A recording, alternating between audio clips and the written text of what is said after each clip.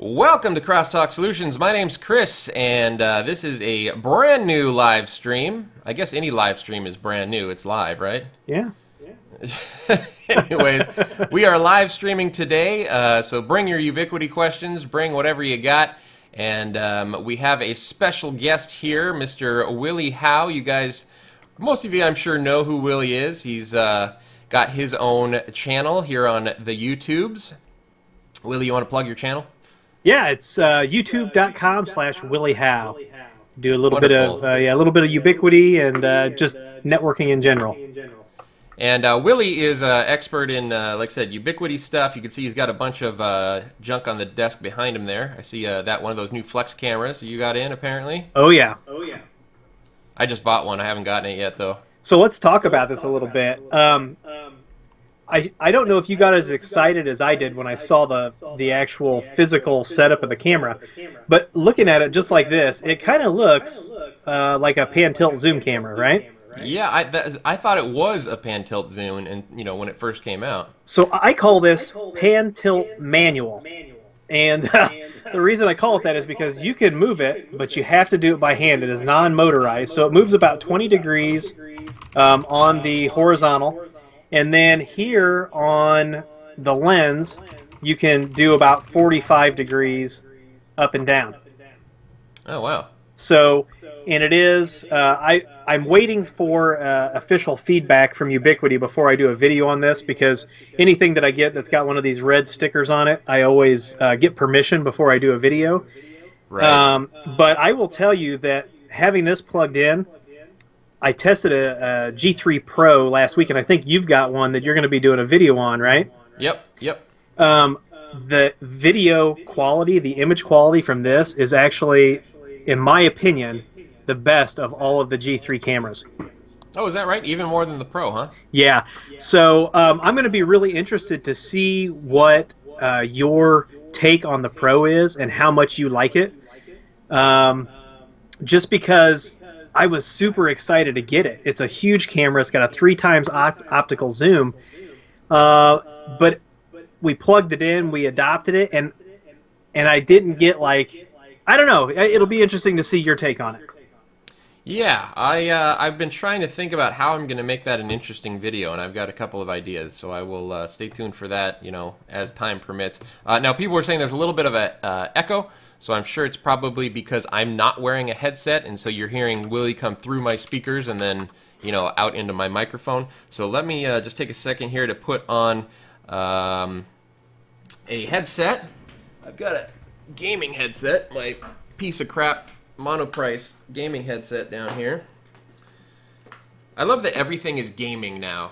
I saw the other day there was a gaming RAM, was it? It was something ridiculous where I'm like, yeah, that's just RAM. That's not gaming RAM. Have you seen the network cards that they used to sell that they marketed to gamers that were it was supposed to have like ultra low latency? What now?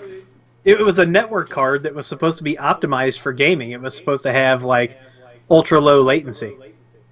That's weird. Yeah. Yeah, I mean, yeah, I guess you could put a gaming. You should start get crosstalk gaming stickers and then mark everything up 20%, and people will go nuts, Chris. All right, hang on a second. I'm switching over to my headset here. Check, check, check. No, I'm still hearing you through my speakers. Let's see. How do I get this? Let's see. Oh, headphones. Here we go. Let's try this. Apply. Can you talk, Willie? Yeah, can you hear me, Chris? Yeah, you're still coming through my, hang on a second. You're still coming through my thing. Let me plug this in. Looks like we got about 50 people on. Oh, 51 now. We got 3 thumbs up. Remember, give us a thumbs up. Oh, you know what it is? It's it's funny. My computer audio is coming through my headset, but you're still coming through, so I got to change Skype apparently. Ah, gotcha. Oh, Skype. The more I use Skype, the more I'm beginning to loathe Skype. Yeah. I remember when I was having problems with it. Do you remember that first conversation? There we go. All right, I fixed it. I've got you in my headset now.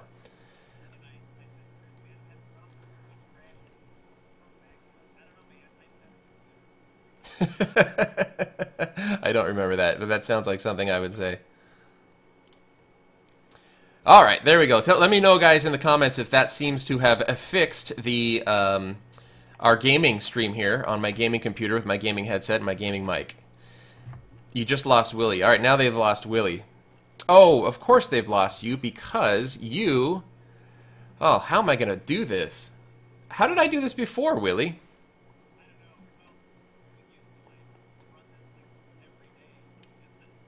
Yeah. Hang on, guys. I'll get Willie back. You know what happened? Because now I've got you in my headset only and not through my computer, so your voice isn't coming through on the stream. We're professionals. We are professionals. Well, they can't hear you, by the way, so just... Willie, don't say that! Jesus! Oh my gosh, you guys should hear what he just said about you. Oh my god, Willie! Oh my gosh, you better wash your mouth out with soap, my friend. Oh boy. Alright, so I think we're just gonna... There we go, okay. So there, try talking again now, Willie? Can you hear me now? Yeah, but I think you guys are just going to have to deal with Willie coming through my speakers and maybe being a little bit echoed. I turned him down. I turned down my speakers. So, whatever. If you don't like it, tune out. That's what Willie said while we were in Skype. That's a pro tip from Crosstalk. It's Friday, man. Yeah, it's Friday. And I'm actually, this is the end of my day. After this, I'm hanging up this live stream and I'm driving to Portland for the night, so... What, are you doing anything fun? We're going to see a concert. Who plays in Portland in the middle of February? Are you kidding? There's shows in Portland constantly. I don't know anything about the northwest. Yeah, See, I don't even know where you're at.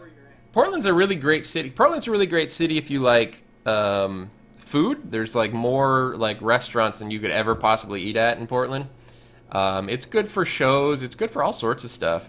Well, I guess they have some sports, but I'm not a sports fan, so I don't really care about that. Either. Well, that's awesome. You know, you guys. Did you watch the Super Bowl? So, I watched the Super Bowl to find out what the score was at the end of the quarters because I was checking on a Super Bowl board for a friend of mine.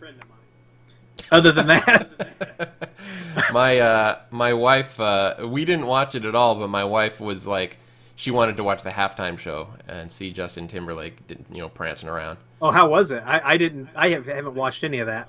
It was fine. He's a very talented young man. You know, what are you gonna say? He's doing a show for the Super Bowl. He's got to be good. It was fine. Well, so one thing I did hear, I listened to talk radio like at lunch, and leading up to the Super Bowl, they were talking about all the different kinds of betting that was taking place this year to try to get. Because of some of the political things with the NFL and they've lost so many viewers and everything, and try to get ratings back up. I guess a lot of the prop bets were really popular this year, and one of the prop bets was Justin Timberlake going to open with the song from Trolls, the "Can't Stop the Feeling." So you knew he was going to play it, but no, I wouldn't think he would open with it. What did he open with? Do you remember? No, I don't know Justin Timberlake songs. I know that song because my kids like Trolls. Yeah, Trolls is awesome. Yeah. All right, well, listen, guys, yes, definitely great microbrews in Portland. We actually just went to the Widmer Brew Pub, Widmer Brothers Brew Pub, not that long ago. No, was it Widmer? No, it wasn't. It was Weinhard's, Henry Weinhard's. They make cider and beer and all sorts of good stuff. We went to their brew pub last time we were in town. I don't know where we'll go tonight. We like to try different new restaurants and then yelp about them, like pretentious Portland, hipsters. I'm not a hipster, but if you don't know what a hipster is, just go to Portland and you'll be like, oh yeah, that's what a hipster is. They're all walking around with scarves and beards and PBR. I love it. Yeah, it's funny. It's funny. It's definitely got its own flavor, Portland. It's funny because it actually reminds me a lot of Austin. Austin and Portland are very like similar in terms of culture a little bit. Texas is, Austin's like such an anomaly in Texas. You ever been to Austin? Well, of course you haven't. You don't go anywhere. No, but I've read about Austin because they have a huge parks and recreation layout, and something like 100 to 150 people a day move to Austin. So I have done a little bit of reading, and isn't their tagline "Keep Austin Weird"? Yeah, so is Portland. Portland's Keep Portland Weird. So Really? That's sister cities, huh? Yeah, something like that. Yeah. Anyway, so we're here, you guys. If you have any questions, Ubiquiti related or otherwise, please go ahead and pop that into the chat. As you can see, the chat is right alongside here. So if we see your question go by, we will try to answer it. And if you want a guaranteed answer on a question, we do have super chats enabled, so you are more than welcome to super chat us. And if you give us a question in a super chat, we will absolutely take some time. We will stop what we're doing and answer that question. I also want to mention, just this week we started messing around with Discord on the Crosstalk Solutions sort of internally. I opened it up a little bit to the outside world with some folks on Twitter. I basically put the Discord invite out on Twitter, but we have a new Crosstalk Discord. Everyone that works for Crosstalk is an admin or a moderator of the Discord channel. So you guys, anyone that's got a yellow name is someone that works with Crosstalk. The Discord link, if you want to join us, is down in the description below. So go ahead and click on that. There is a voice chat channel, but we actually haven't used it yet. So anyway, so we do see like a few people just joined in already. Let's see on the Discord. Eddie, Tom12, Michello, there's Willie, Cool AEW. So yeah, so people are joining in on this Discord. Now, as far as me, I will always be in the Discord. I just won't always respond, right? So if I'm actually working and getting stuff done, I'm not going to be paying too much attention to it, but I will always be logged in, as will a lot of people. And Willie's a moderator on there as well. So come join us. Yeah, it's definitely a different way to be able to get in touch with us. And it's what I like about it is we can go back, we can scroll, we can search, things like that. The different channels where we can post links to different things. I think it's going to work out great long term.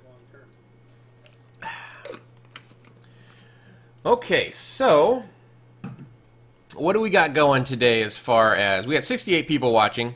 71 what do we now. have going today as far as questions? So I see Mark. Hey, Mark, good to see you. Chris, did you ever do your FreeNAS build?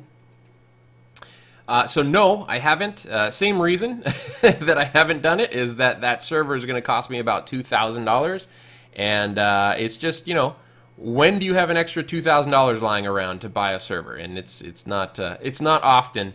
So I've been continually finding other things to spend my money on, and at some point, like if I land a really big phone system deal or something, I will at some point pony up because I'm getting very close to the point where I need to do so. My computer, oh man, I had some trouble with my computer this week. Windows loves to put out Windows updates.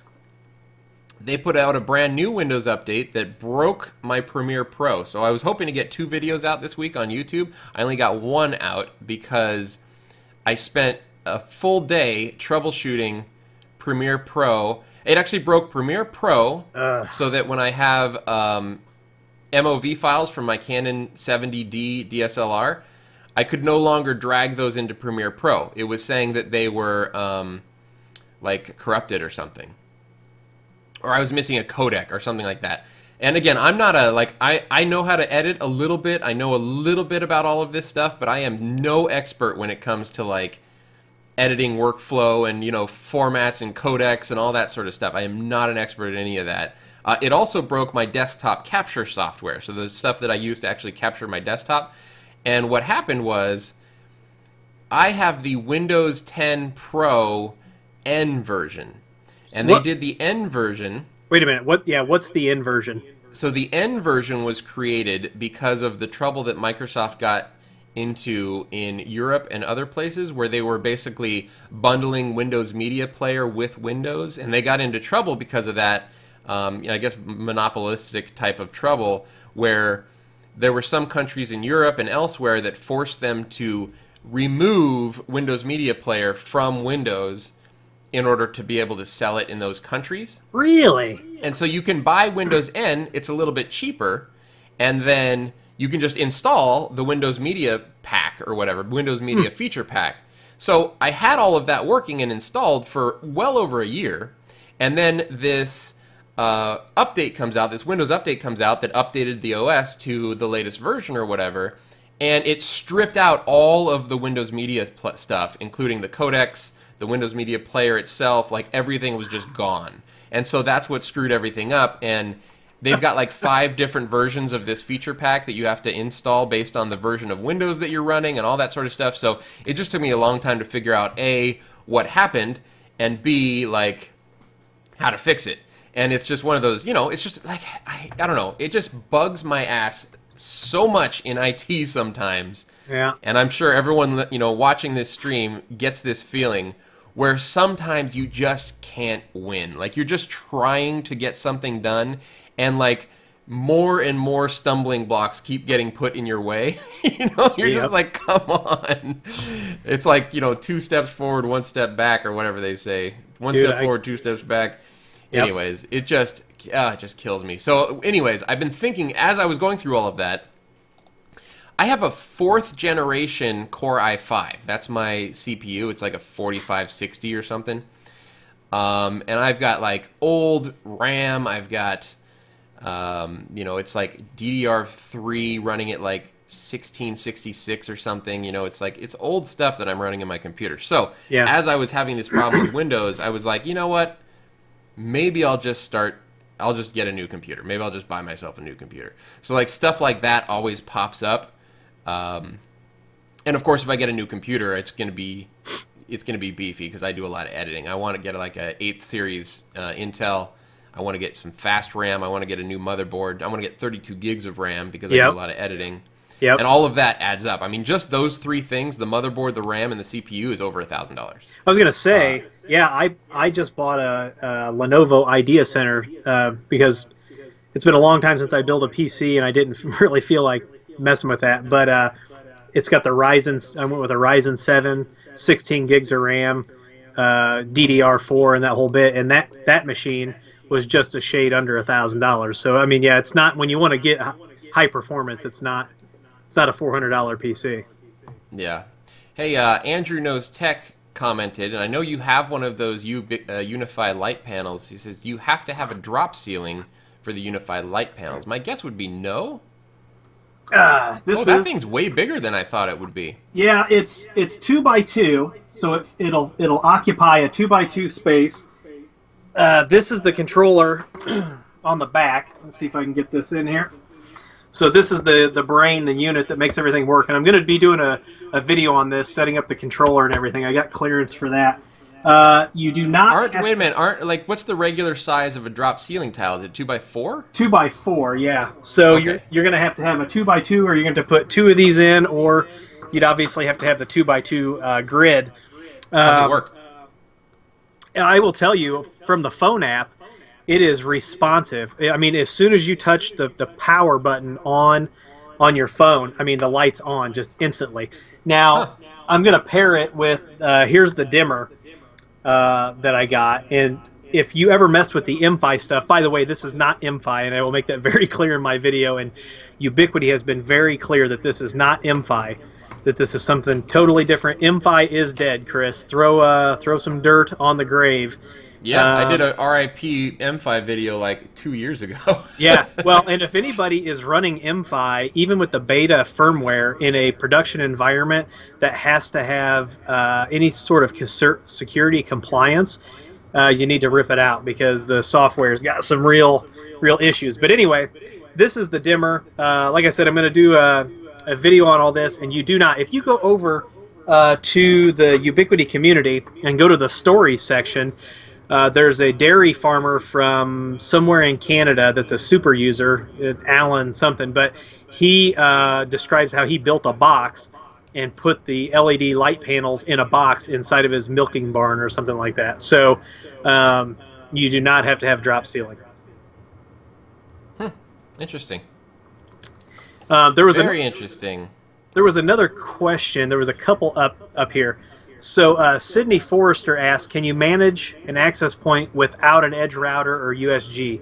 And the answer is yes. In fact, you don't even have to have a controller.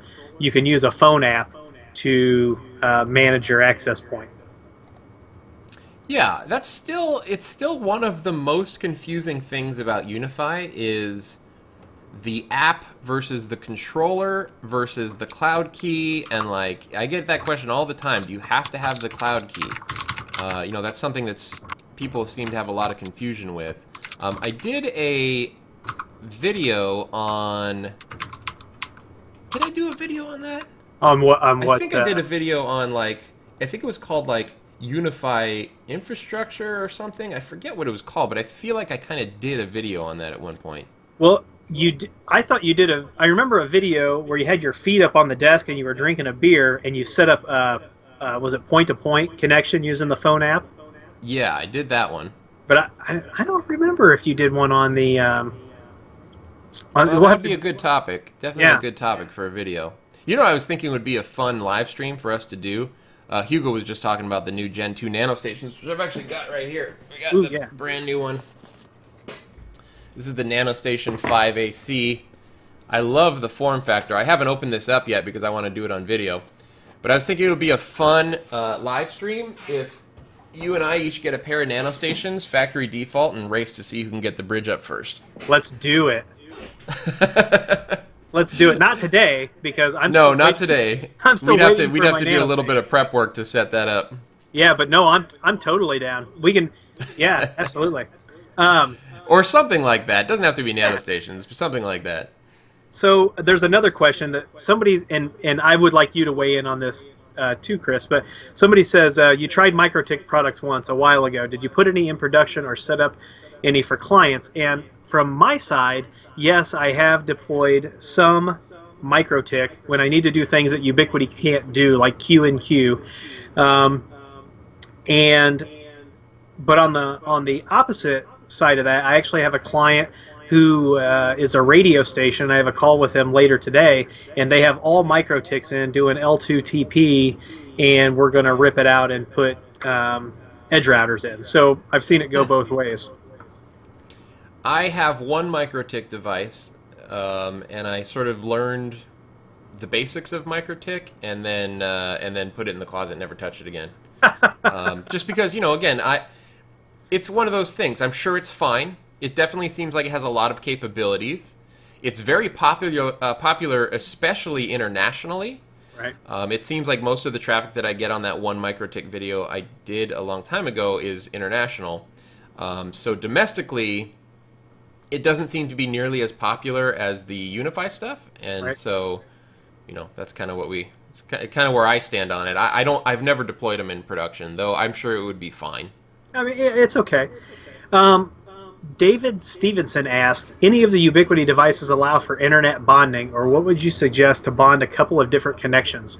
So you can do load balancing, or you can do failover. To do true bonding, if you don't have a device that's specifically meant for that, and if you want to do true bonding, look at the Peplink devices, because they actually do true bonding if you have different ISPs, and they actually do it because they create a VPN connection from the Peplink device to an AWS controller, and it's really neat. And I actually have a couple customers who have the Peplink devices, but the Ubiquiti devices will not do a true bond like that. You've got to look for something like a Peplink.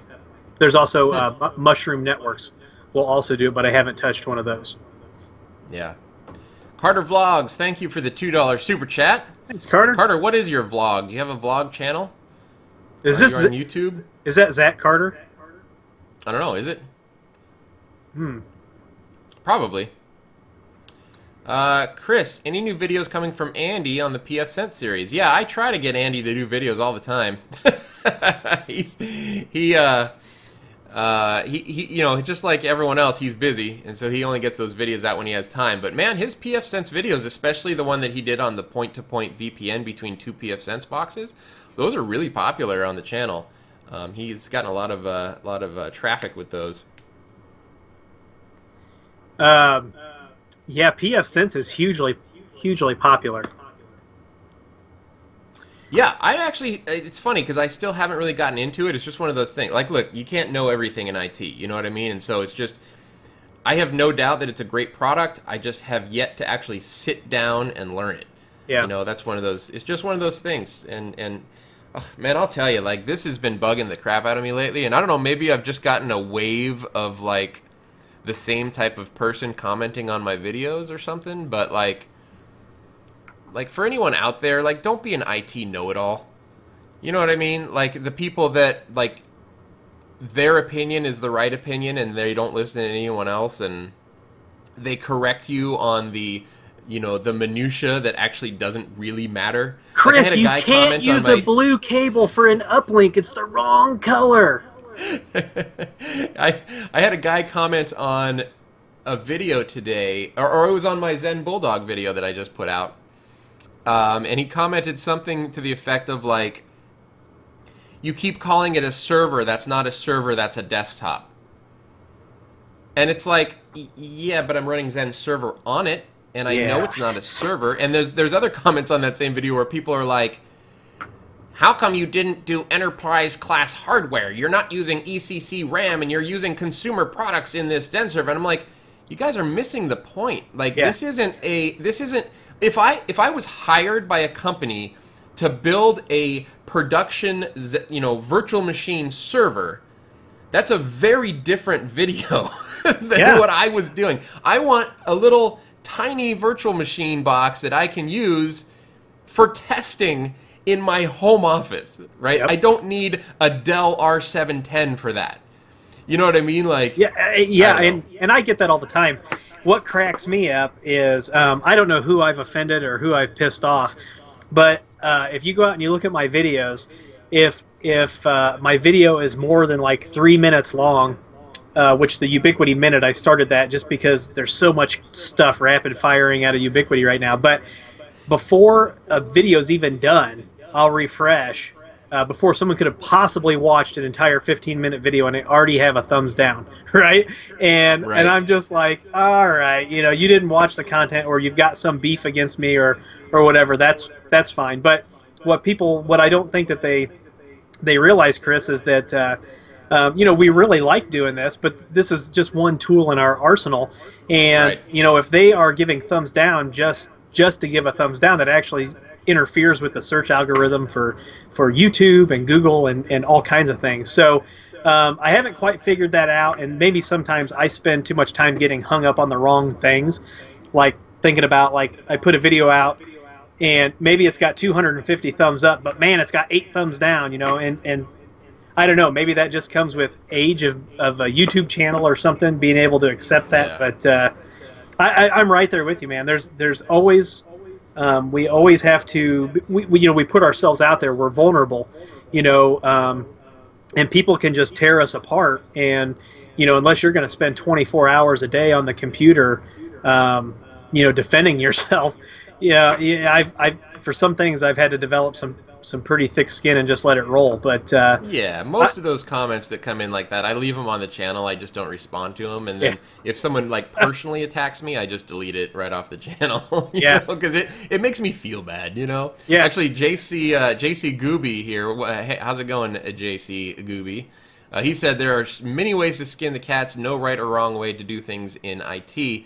Now, I agree and disagree, because while there are many, many ways to do the same things, and most of them are fine, there are definitely wrong ways to do things. Oh, yes. there are ways that you can get something working, but it is the wrong way to do it. Believe me, I see that most often in like FreePBX world, where people think they kind of know how to set up voice over IP, and hey, calls are working, but yeah, it's not actually the right way to do it. All you had to do was open up SIP to the whole wide world. Now it's working great.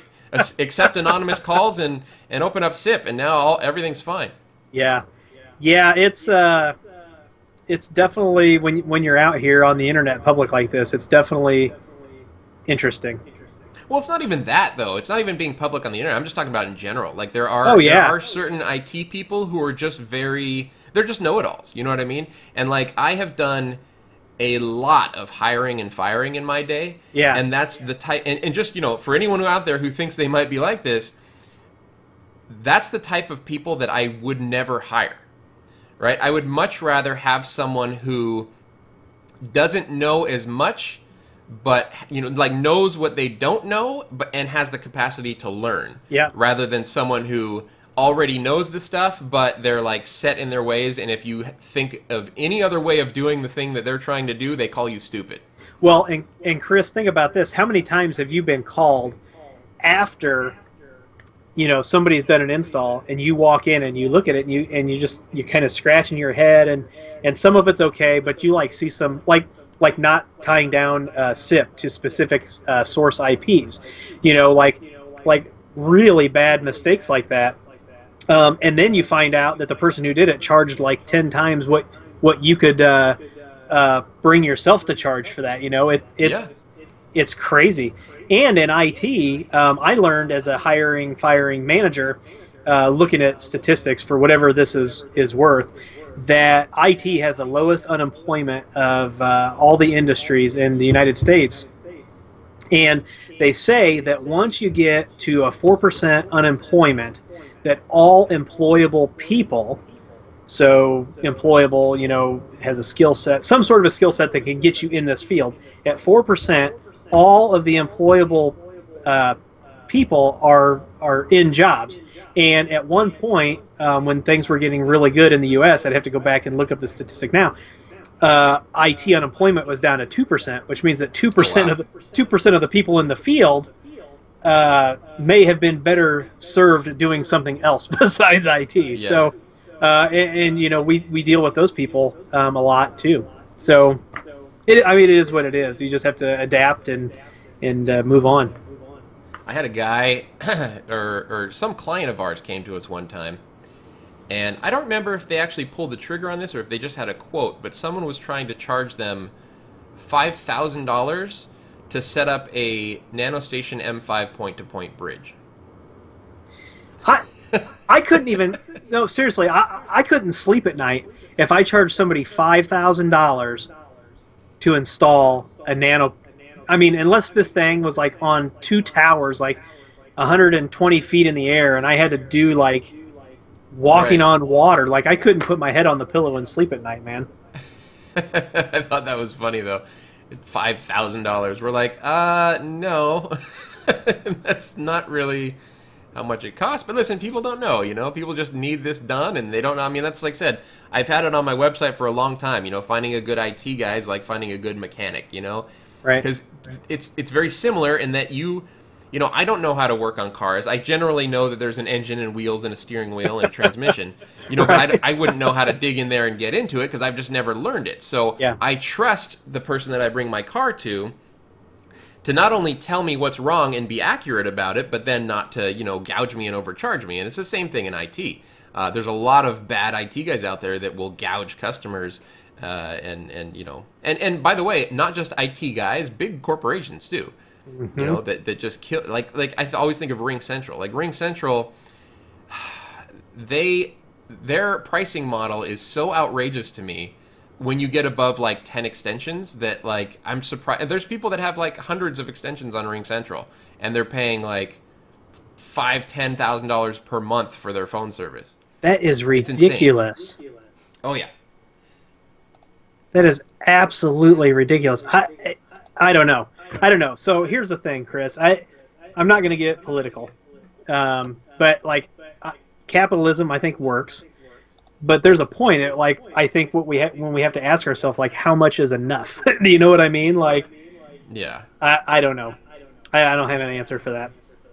Well, you have been putting out a lot of these Ubiquiti minute videos because there has been a lot of news that's been trickling out of Ubiquiti. New things like the LED panels, some new cameras, the 6-port EdgeRouter that just came out, that sort of stuff. So why don't you give us a little rundown of what you've seen lately? People love hearing Ubiquiti stuff, and we got 124 people watching now. By the way, thanks everyone for joining. Yeah. And so Willie's gonna sort of talk about what's new in the world of Ubiquiti. Yeah, so if you're just joining us, we did a little bit of an overview of the Flex camera that came out. Keep watching the early access store if you want to get the Flex camera. As soon as I can get the okay from Ubiquiti to do a full review of this guy, that'll come if I get the review before it hits distribution. As soon as you get the okay to show that on camera, no problem? Right. Well, technically, so the sticker says beta sample, not for resale or product reviews. So technically, I haven't reviewed it. Yeah. I've been showing the shit out of it though. Uh, and then, of course, here's the dimmer, and what Ubiquiti is calling the combination that they have right now is the panel, the LED panel, the 2x2, and the dimmer. And what they are calling this is their enterprise of things, not Internet of Things, but enterprise of things. So, I think we're heading towards maybe. I can't even guess what product is next. But lights are definitely. I could see Ubiquiti getting into like access control. I would totally buy Ubiquiti Access Control, because I think if they made a controller for it and it was like Unifi, it would be so dead simple to use that my mom could program access control and it'd be fantastic. Yeah. So I do have an EdgeRouter 4 sitting back here. I don't know if you can see that or not. There is a I'm coming out with a video on that. The 6. That thing's actually a little bit bigger than it's like almost the size of like the US 8 150 watt, huh? It is. Let me show it to you here real quick. So I see it in comparison with the light that was sitting right on top of it. Yeah, that's what I'm going to show you. So here's an EdgeRouter light, and get out your ruler, Willie. So people, did you see the hate comments I got about the ruler? Hey, listen, to their credit, every time you bust out the ruler, I was shaking my head too. But I got to thank Dennis Pillow. Dennis is one of those subscribers. He's called me on the phone. He's asked for help, and he's one of those guys that you can always count on that's going to be positive and support you. And I like surrounding myself with positive people. So when he sent that, I had to put it out on camera.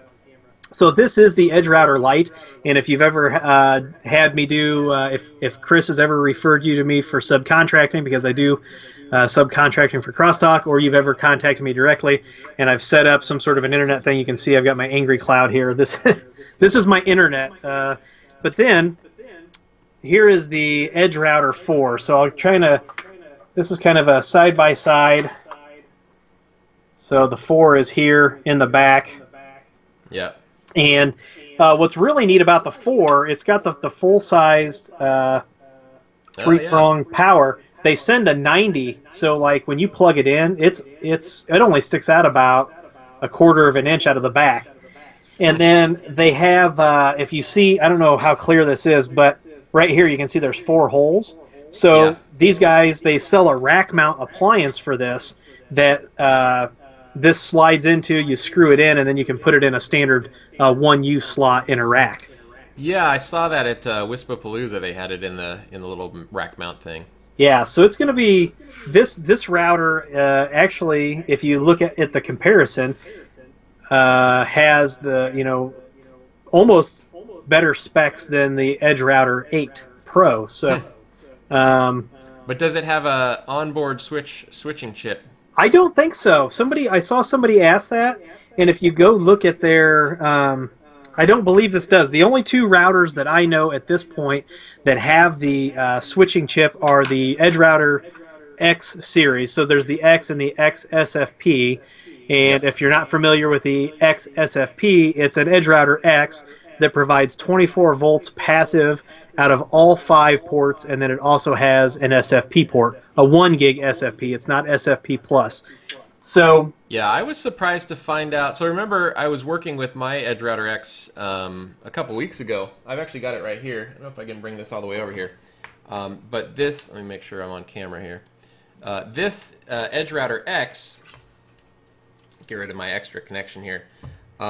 With the latest software, and I'm glad they did this, you can now pick any of the ports to be the WAN port, including port number 5, which is or ETH4, which is the PoE out. So with that change, you can now set it up the way that I have it set up here, which is I've got Ethernet 0 through 3 as a switched LAN, and then I've got PoE out to a subscriber antenna. It's actually Cambium Networks right now. Don't tell Ubiquiti. But I'm actually running this out to a Cambium Networks subscriber antenna and powering the antenna with PoE and using it as the WAN port simultaneously. So you can now do that as of the latest firmware of the EdgeRouter X. Before, you were only able to have WAN on either ETH0 or ETH1 through the wizards. You would have had to configure it manually to do it this way.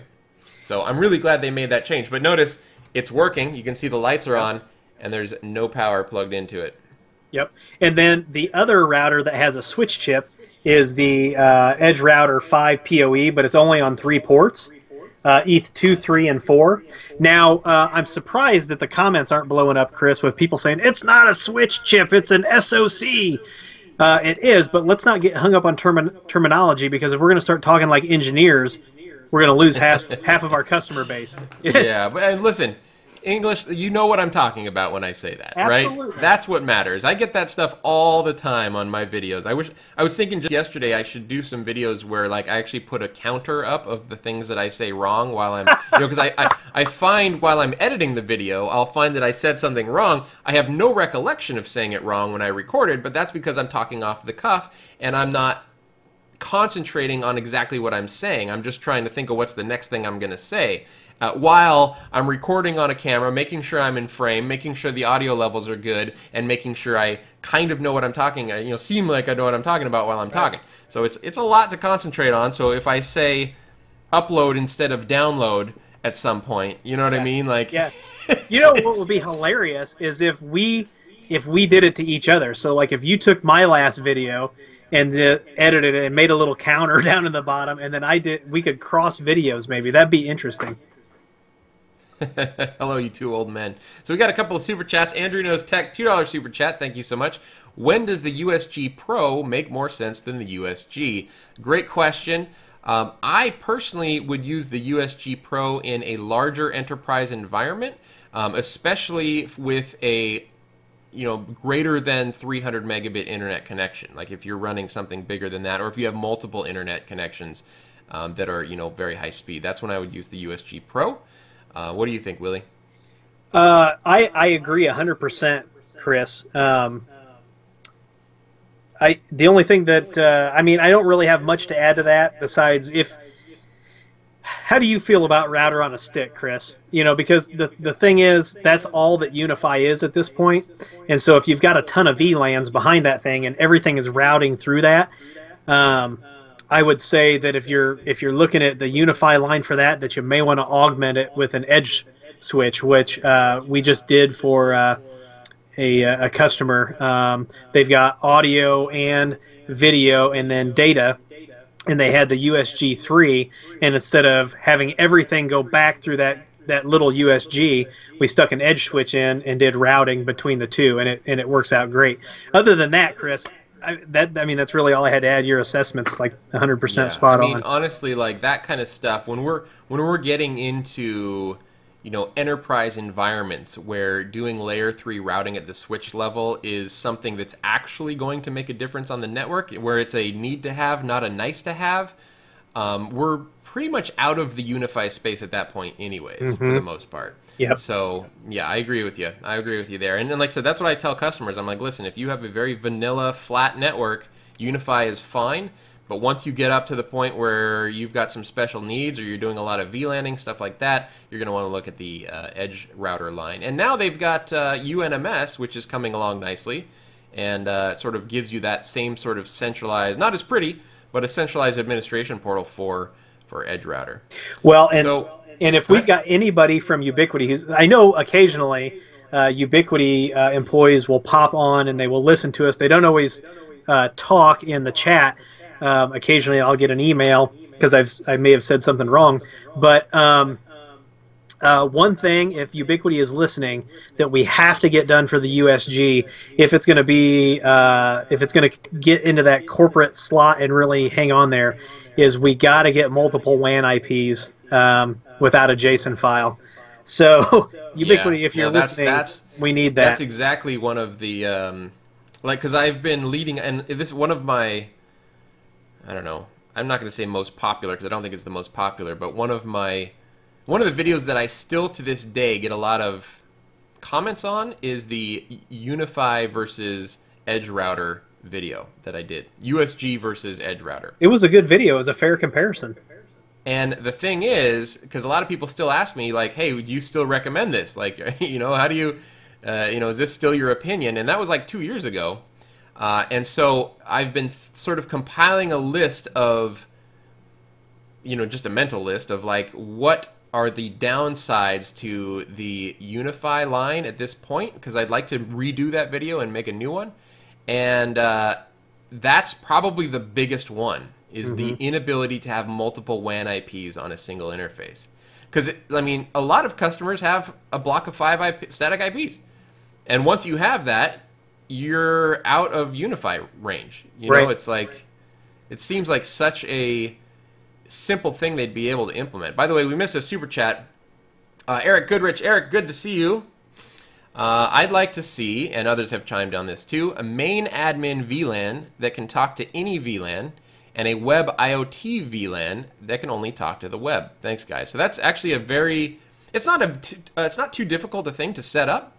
I've done, I was going to say, something that'll get you really close to that is I did a video called Unifi VLANs or something like that, where I did a segregated guest VLAN network that could only talk to the web. And that's like kind of what you're talking about with the IoT stuff. So that's definitely a good thing. The problem with the IoT stuff, and the reason that that's a difficult video to make, and maybe Willie, you might have either just done a video like this or you had one in the pipes or something. Last weekend. Yep. Yeah, where you do an IoT. So like if you have IoT devices, like you know, like I've got this Philips Hue controller back here. Or like, for instance, I always think about like being able to share a printer across multiple VLANs, things like that. The firewall rules for doing that sort of stuff aren't easy. It's not easy to do that, right? So I don't know, Willie, what are you? Were you going to do a video on that, or did you do a video on that? I did, yeah. If you look, and then I actually did a quick follow-up like minutes after the video because I published it. And you know how you and I sometimes, you know, you talk about all the stuff that's going on while you're trying to put a video out. I forgot to check a box. And so I had to do a follow-up video immediately and saying, hey, I forgot to check a box because somebody called me out for it. And actually specifically said, I've got to give this video a thumbs down because you forgot to check the box. And I was like, oh, crap. When I saw that, I was in the middle of dinner, and I told my wife, I said, I have to excuse myself from dinner. I need 15 minutes. I got to do a follow-up to this. Before it gets, you know, it could have waited till the end of dinner. you know, but the thing is, you know how it is. But so, yeah, it's out there, and you're right, Chris. And part of the thing about the Unifi rules, that's another area where they could apply a little polish to the Unifi. Is what I think is really good is that they provide a really good starter set of rules. What may be confusing for some users is how you have to tell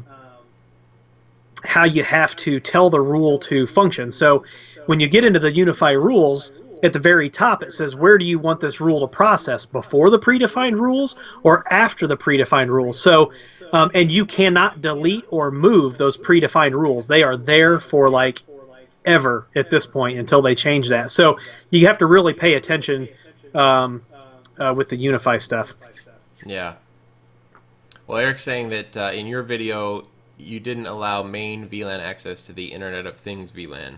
So, and part of the difficulty with that is now I could go in there and I could add an exception that says allow any established or related connection back out. But for me, the entire point of IoT is complete segregation.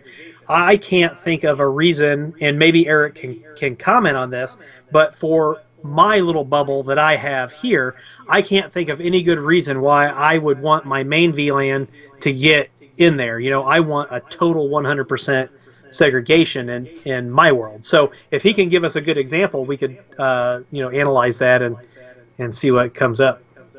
Yeah. Yeah, it's a good. So tell me about. You put out a video on the ToughSwitch changes that are coming out. You said that they were going to be integrating ToughSwitches as edge switches now or something. What's going on with that? So what they're doing is, and it was really weird the way it was posted too, because it was actually posted in the Air Max beta section. but they have. I personally still use the ToughSwitch, and I love the Edge Switch. It's a solid little platform, and it had some features that the actual Edge Switch line didn't.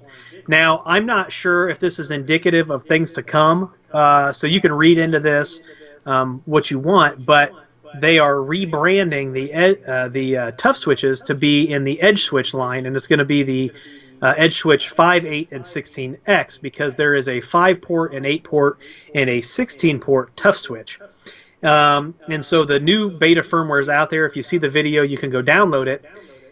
That firmware is also going to have the hooks in it, so it can hook into UNMS version .12, which comes out at the end of this month. It's interesting. I mean, because the thing about the ToughSwitch line, you know, historically has always been that they weren't very reliable. Like, they tended to crap out and stuff. I wonder if they've like put a little engineering into it to fix those issues. And see, that's I haven't personally experienced a failure. Now, I haven't either, but I only have one ToughSwitch though. So yeah, and I've got somebody asked me, so we took a look at what we had out there. So between day job and what I've got in the lab and clients, and I'm sitting around 100 ToughSwitches, and that's everything from the 5-port to the 8-port, and I've actually never touched a 16-port, but I've never experienced that failure. So when I read that stuff, I don't know, like, is it environmental, you know, because not a lot of my stuff is sticking in a box out on a tower, you know what I mean? So I don't know. You know, equipment runs pretty good when it's in an air-conditioned room.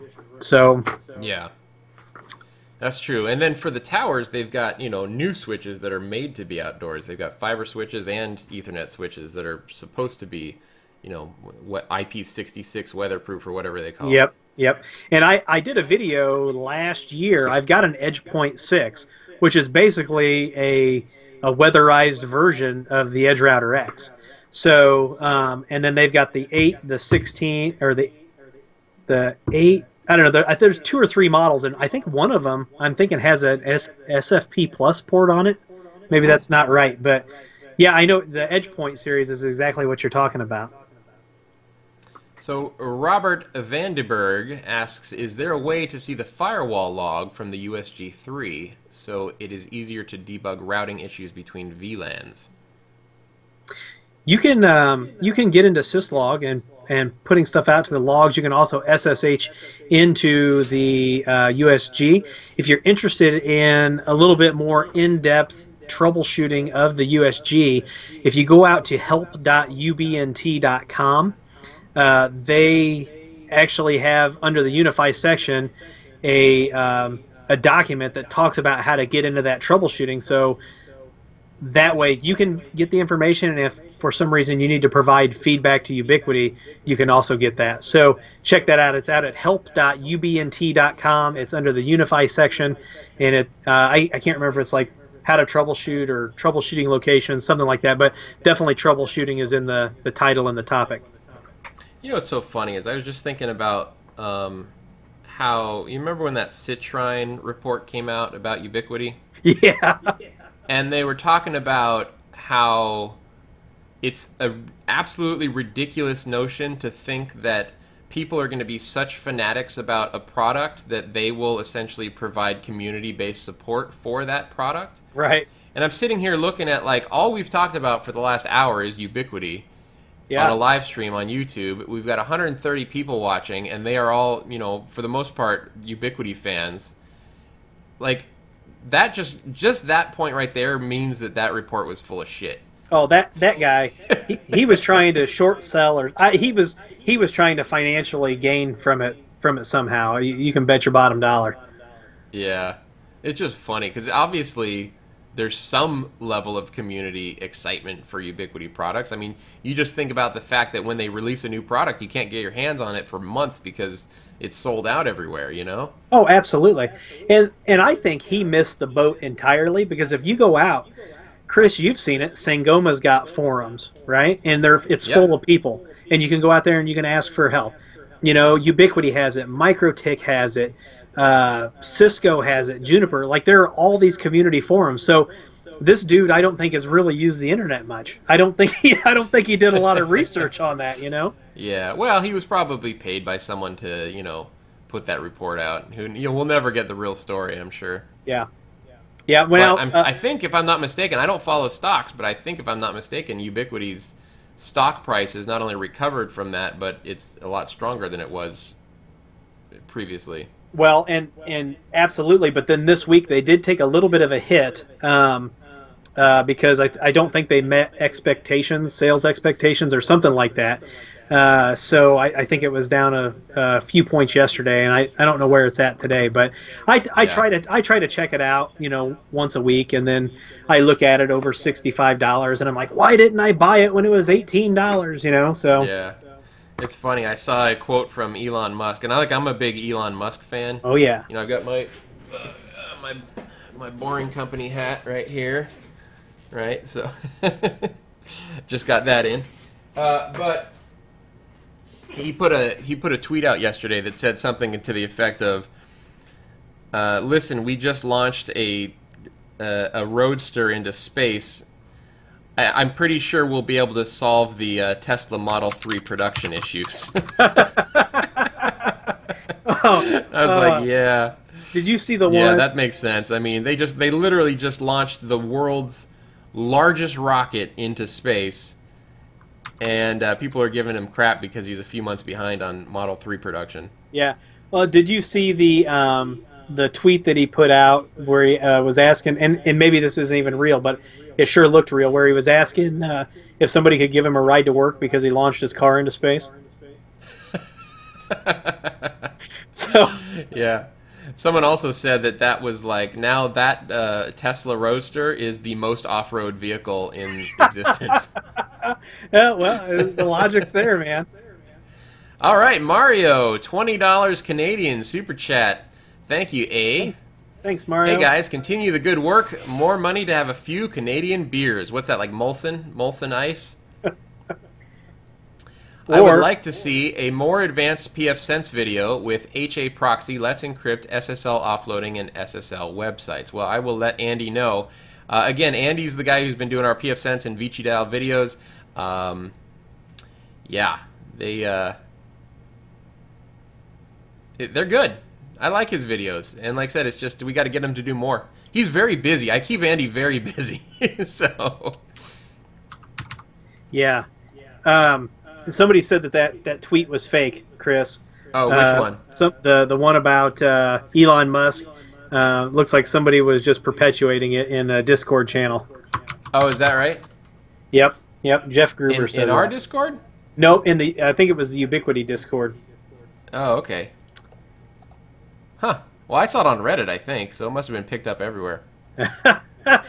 So there it is. That's how the internet works, like. Yeah. All of a sudden. Well, there's like that, they had that like fake story that, hey, Brandon's here. Hey, Brandon. Brandon's hanging out in Discord too, but he's now on this chat as well. There was a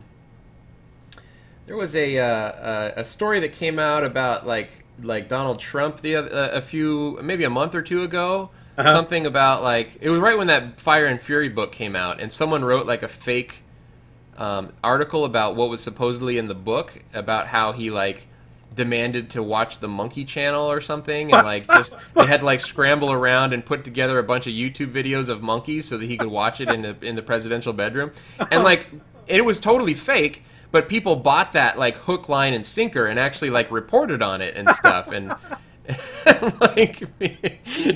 people. It's too easy these days to just to pick it up and run with it, Yeah. People want to have the scoop. Oh, that's hilarious, though. I mean, anything that that makes light at our political leaders, I tend to laugh probably a little harder than I should. So, yeah. But it helps prevent you from crying, I guess. Oh yeah.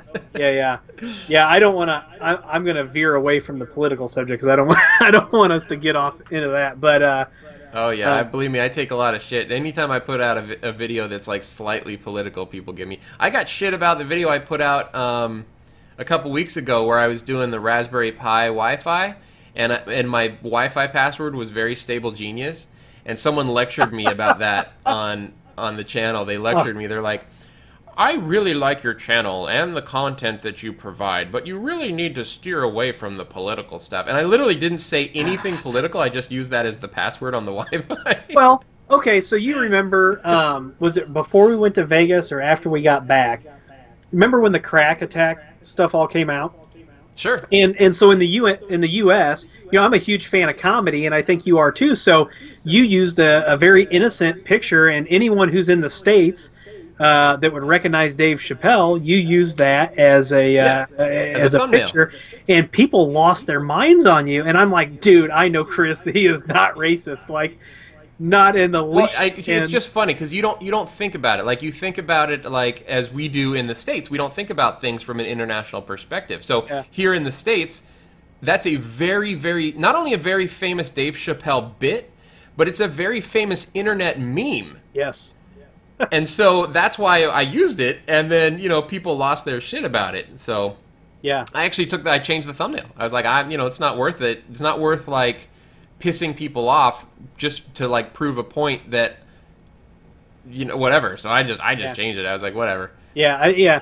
But back to Ubiquiti too. I just right before we got on the live stream, I dropped a video that the EdgeRouter 6P is out. And so if you go out and you look at that, you're going to see that it's got a little better specs than the 4, and it's got 24-volt passive out. It's also got the SFP port, so it's going to have a street price that looks like a little over $200. So they're bringing a lot more power to a more compact platform. Of course, you know what I noticed too? I was looking up for a customer. For anyone that's interested, it seems like the 16-port Unifi switches are now becoming much more available. They've been very hard to get for a long time, but it seems like I checked B&H this morning and they had them in stock, and so the 16-port switches are now available. Well, and someone correct us if this is wrong, but I think that the shortages were caused. There was some controversy where Ubiquiti was going to remove 24-volt passive support from the Unifi switches, and apparently a large quantity of switches with it removed after they'd made the decision to leave it in the switches got released out into the public. People were getting switches that couldn't do 24 volt, and so I think they may have had to shuffle around a little bit and get those switches pulled out. So, and I saw somebody had that problem with an 8-port, and I saw a 24-port, so I can only assume that it may have had something to do with the shortage on 16-porters. Right. All right, Unifi Cloud VoIP Alpha, thoughts? I have not seen anything, so I don't have any thoughts on it. And probably if you're talking about Alpha, you're probably under an NDA and probably shouldn't be bringing it up in the live stream. That's true. Yeah. I mean, as for whether I think, Unifi coming out with a cloud VoIP solution is a good idea, that remains to be seen. I'd have to actually see it. Voice over IP, or not even voice over IP, phone systems, PBXs in general, there's a lot more to it than you think. And so just being able to send and receive phone calls and maybe have IVRs and queues, that's not going to cut it. Like, believe me, I see, like, ask any FreePBX developer. There is so much that goes into that product that I learn new stuff about it all the time. And, yeah, anyways. Well, and, I'm learning the FreePBX stuff so that I can help crosstalk out with that occasionally. And just learning where everything is when you're, used to working on going from a very, very proprietary system like a Toshiba system to the FreePBX. And Chris, do you remember when there used to be Asterisk at home? Yeah, of course. And there was another I knew the name. Developer. I knew Andrew Gillis. Is that who that was? There was another. What was the other name of that? I remember it was. So it was Asterisk at home, and then they had to change it because they couldn't use the word asterisk legally, so it turned into Trixbox CE. Trixbox CE, that's it. But even using those and then getting to where FreePBX is now, I've got, so I've got a little lab that I'm working on and stuff like that. So even from my side learning it, I can't even imagine the development hours and the resources. I saw a picture that you retweeted where they had those shelves just full of different phones just to test the compatibility. It's amazing what has to go into making a phone system actually work. So we have on the in the audience here, we've got James Bodie. James, welcome. James is a bit of a celebrity in the FreePBX and Asterisk world. James runs the Dangerous Demos off of at Astricon and these other conventions. It's a really fun event where developers get 2 minutes up on stage, literally 2 minutes up on stage to demo something that, you know, live. Basically, do a live demo of something that's like new and upcoming, and you know, it's funny because more often than not, it goes down in flames. And so, you know, you're in front of a big audience of people with a lot of technology and trying to make something very complicated work perfectly in 2 minutes. It causes a lot of fun. And they usually do it in an event where there's like an open bar, and so everyone's drinking while this is going on. But James says, Chris, it was great to see you at Astricon last year. Are you going to be able to make it to ClueCon in July?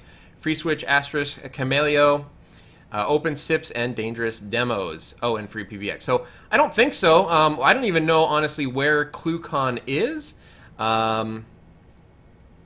Where is that located, James? I really don't even. I haven't. I've never been to that one, so I don't even know. I am planning on going back to Astricon this year, as well as Wispapalooza again. So what is what is ClueCon? It's another Asterisk. It's probably an Asterisk developer conference, I imagine. See something about maybe FreeSwitch or something? Ah, Chicago. Chicago in July is probably really nice. It actually is, and then, you know, you'd only be like 2.5 hours from me, so we'd have to go out and do dinner. Yeah, there is a so there's another convention that's happening in like the June-July time frame that is VidCon in Los Angeles. VidCon is a YouTube content creators convention, and so Tom Lawrence, I was talking to him on the phone last week, and he brought up to me that he may be going to VidCon, and I don't know. I was kind of considering it because there's a lot of creators that I like that are going to be there, and they're even like featured presenters and keynote speakers and stuff like that. But what Tom was saying is that for YouTube content creators, the reason to go to something like VidCon is because that's where you actually get to sort of meet and greet and network with a lot of sponsors. Let me put my phone on Do Not Disturb. So that's kind of interesting. So James said FreeSwitch and all of the other open source platforms. ComCon in the UK is the other brilliant one, possibly a little far for you. Honestly, that is definitely far for me now, though I would love to start doing some international travel at some point. I've only been to the UK once in my life, and I absolutely loved it. I would love to go back. I'd also love to go back to Australia. I've only been to Australia once, but Australia, it left me with the impression of like, man, I would move here. Like, I loved Australia. I was Melbourne in particular. So if there's anyone out there from Australia on the, actually there probably wouldn't be, because it would be like super early in the morning for Australia, I think. Let's see, it's 8 hours back, but tomorrow. I think that's how you do it from where I am.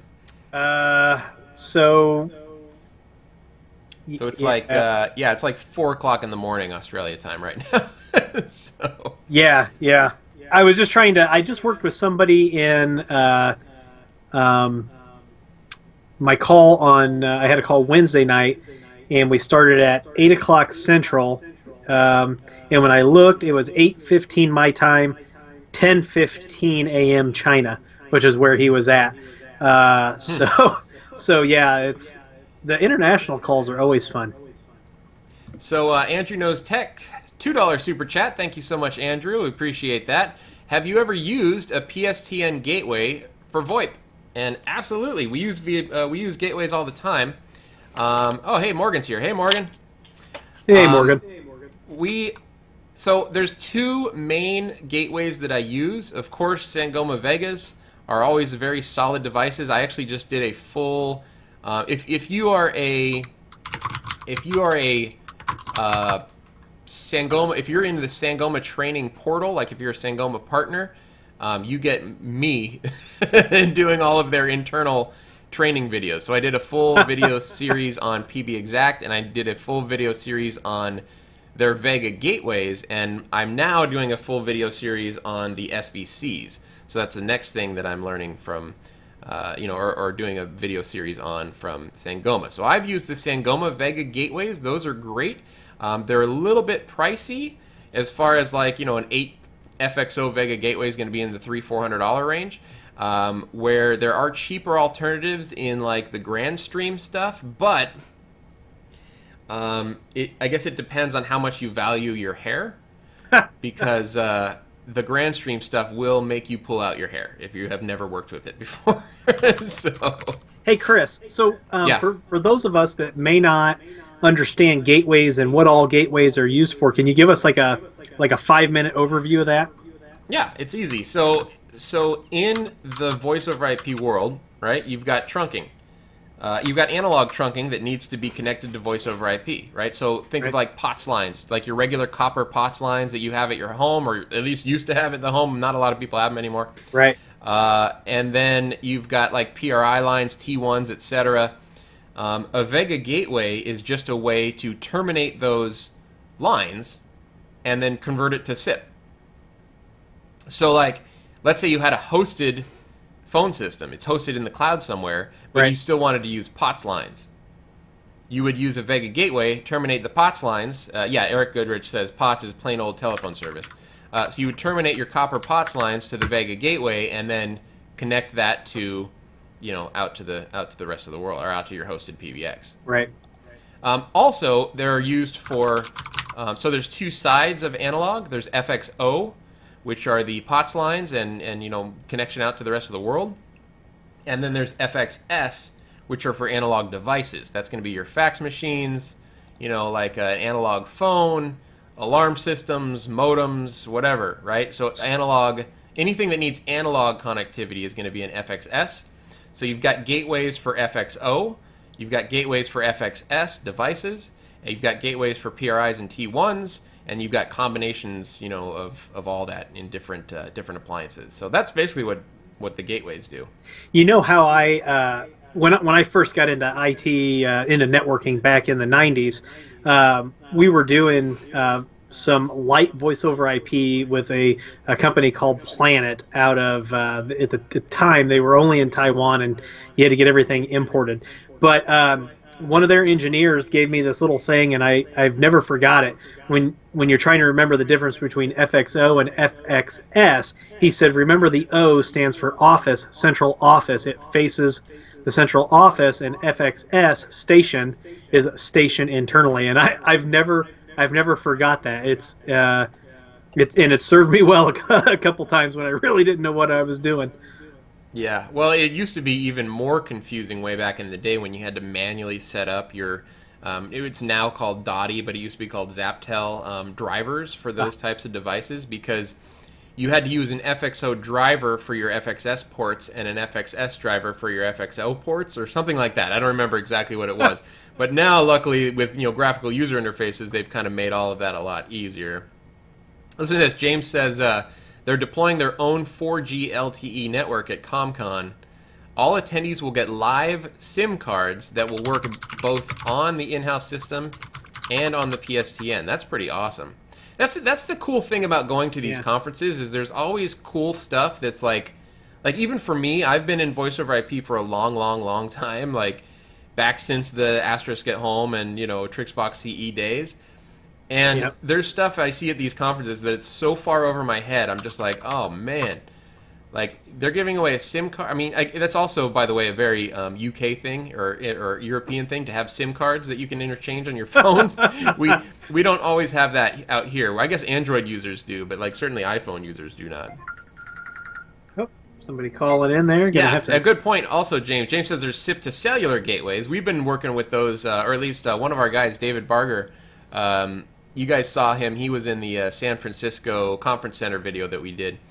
He sets up cradle point devices in cop cars out in his local area, so that they can have, you know, internet over cellular from the cradle point in the car wherever they are. And those things are, he swears by them. He says they work really well. And they better be for the they better for the price you pay. They started about $800, man. They are expensive. Yeah.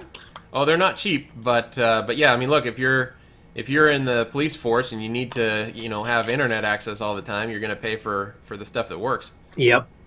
You know, Chris, somebody here commented, and they talk about the Frizz box. I see all kinds of conversations all over about the Frizz box. Have you ever touched one of those? What's a Frizz? Oh, and for FXS we use Frizzbox from Germany. I have not. I do not know what Frizzbox is. I think they're like a German router. I think they're like really popular, and not in the United States, like outside of the U.S. Well, like I said, you can't know everything in IT, and that's just a device I've never come across before. Me neither. And I looked at one, and I was like, oh, maybe I should get one and you know, do a video on it. And then like by the time I got it shipped here, and then learned how to speak German and read German and all the things that went along with it, it was going to be very expensive. Well, listen, Germans make good stuff. I can't disagree with that. Yeah. Well, what cars are German? Isn't BMW German, or is that Austrian or something? No, I think BMW is German. Then you've got Mercedes, Porsche, because Volkswagen. Who else? Porsche's German? I don't think Porsche's German. Well, they're at least owned by the same company that owns Volkswagen. They're owned by that same auto group. So I don't know where maybe they're not manufactured there, but I do know because of all the lawsuits and all the stuff over Dieselgate. I paid a little bit of attention to that because they had to put a fix on my car. Audi. Thank you, Andrew. That was the other one.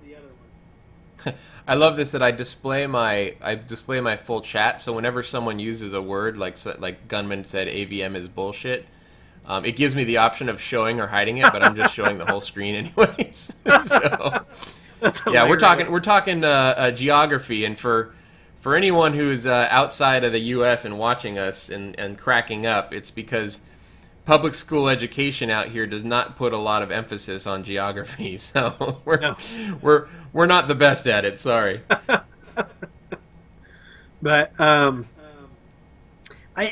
don't know, Chris. What somebody asked earlier? What's that little white box over your shoulder? You showed us the Nano Station. What else you got hiding back there? This one? This is my this here is my Philips Hue. So I've got a Raspberry Pi. That is my Pi hole. I've got Philips Hue. I've got another Raspberry Pi. This is my monitor that looks like it is actually frozen up because it's still showing a nighttime display of my front yard. Oh, you can't really see that.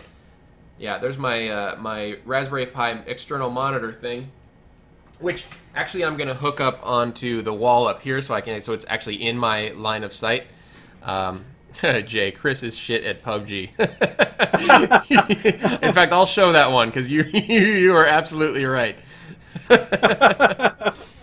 And then what else do I have back here? I've got, of course, my Access Network speaker. I've got a little plant. I've got an EdgeRouter 8 G3 Pro camera, and then a pair of the NanoStation M5 ACs or 5 ACs, whatever they're called. Yeah. So have you opened the Pro box? Have you taken it out and plugged it in yet? No. No, I've got this Cambium Networks stack outside my window, the EPMP 2000, and I've been killing myself to try to get a video out about the Cambium Network stuff because that's like I'm trying to not do any videos until I finally frickin' get that one done. You know what I mean? And it just takes a lot of, that one's just a lot of time and effort. So, you know, I could like sit down and unbox the G3 and set it up, and that would be like 2 or 3 hours worth of work to get that video done. Right. But like I'm forcing myself to not do that until I get rid of the other sort of the other videos that I have in line. So once you're I literally have, like, no joke, guys, I have a closet full of Ubiquiti gear that I'm supposed to be doing videos on that I haven't done videos on. And I say supposed to doing, I'm putting that on myself. It's not like Ubiquiti is telling me to do videos on this stuff or anything. Right. I don't want anyone to get the wrong idea. When I say I'm supposed to do it, it's just like I have all these videos in my head that I'd like to get done, and it's just the time that it takes to do it. I was telling Willie before we started the live stream, and we were just testing everything out here, that like what I've found is that running this business, the business of running the business is almost a full-time job. Yep. And so it doesn't leave a ton of time for the actual work as well as like, you know, doing videos and stuff. So they've been a bit slow and go lately, but it's because I've been trying to do more quality videos instead of just, you know, shorter, crappier videos, I guess. What are you insinuating, Chris? I'm not insinuating anything. I'm not insinuating. No, I know you do. Listen, you do your thing. I do my thing. Your channel is perfect. Oh no, we were talking about that. So I'm going to make some changes this year, and it's amazing looking back. You know, one of your favorite videos, one of my favorite videos that you've done is the one you did on the 4th of July with the Linksys router. Oh, right. Strapped a bunch of fireworks to it and lit them off? Yes. Yeah. So that was way back in the early days. I mean, that was like within 6 months of when I started my channel. And I try to think about doing stuff like that, but again, it's just time. And sorry, there's a little you've got like a censored bar over your mouth right now, Willie. It's because there's some sort of Skype issue going on. I don't know why it's being weird, but here, let me try. I'm going to hang up on Skype and then call you back real quick, okay? All right. All right, 1 second. All right, let's call him back. Hey, who's that handsome guy? Oh, there we go. Is that better? Okay. Yeah, that seems better. Yeah, your audio was breaking up a little bit, too. Well, listen, I've only got a 300 megabit internet connection. What do you want to do? It's probably mine, man. My upload is only about 25 megabits. It takes a little lag sometimes. Honestly, I blame Skype more than anything else. Because like I said, right before we started the live stream, we had to do that same thing. Because your audio was about, like, no joke, like 20 seconds behind your video or something. Yeah, it's crazy. Hey, Chris, we missed a... Super chat. Adam Livingston. Adam, thank you for the $5 super chat. Much appreciated. Thank you for doing this, guys. Chris, in FreePBX, is it possible to prioritize codecs for internal calls? Also, Zoom is so much better than Skype. By the way, that's funny because we were just talking about using Zoom instead of Skype right before the live stream. And then it's just one of those things that, like, you got to sit down and set it up. It's like Skype is here. We have Skype. Willie and I are connected. It works, kind of, you know, so we just ended up going with it. But you're right. I actually agree with you on Zoom. I like Zoom better than Skype. To answer your question, yes, you can absolutely prioritize codecs for internal calls. It's under, I think it's settings, * SIP settings, and then there should be different codecs that you can enable or disable under both CHAN SIP and PJ SIP. So yes, you can absolutely do that. In most cases, I just leave it on G711 ULAW for internal communication, and actually for external communication too. I mean, a ULAW call is not compressed, and it's only 80 kbps, right? It's sort of the standard in voice over IP, or at least in the asterisk world. And by the way, for everyone who's about to be like, it is not specifically 80 kbps, it's actually 64 kbps, da da da. I always put a little bit of buffer space in there. Okay, so when I use 80 kbps for G711, just because it's it definitely covers the amount of bandwidth that voice over IP call uses. And there's James. James is a VoIP snob, narrowband. Yeah, but that's the default, and that kind of works. There are different codecs that you can get a little bit even more like high fidelity out of, but G711 works great. G722, the one that Bill Green mentioned, that's Digium's. That's Digium's proprietary, like, compressed codec. That also works very well, but there's licensing involved. So Humbert Myers asked, Chris, do you ever try Discord? It's like Skype, but takes a lot of less resources and bandwidth. So what a great question, Humbert. And if you look down in the description of this video, for the 134 people that are watching, we just set up an official Crosstalk Solutions Discord channel. Myself, as well as all of the folks that are Crosstalk Solutions employees and subcontractors are all in the Discord channel. I'm in there all the time, though I won't be responding all the time. And yeah, go click the link down below, join us in Discord, and have some fun conversations. If you have questions about Ubiquiti, questions about FreePBX, or just want to chat with some cool folks, that is a good spot to do it. And James says Opus is the king of codecs. Opus, they just sort of started bringing in support for Opus to like the new phones. Like I knew this phone that I have right here, the Sangoma 705. Oh, I can't lift it up enough to show you guys. The Sangoma 705 is a brand new phone that now has Opus support, though I have not played around with it too much. Oh yeah, I'm sorry, I got that wrong. G7 729 was the Digium proprietary codec. 722 is something different.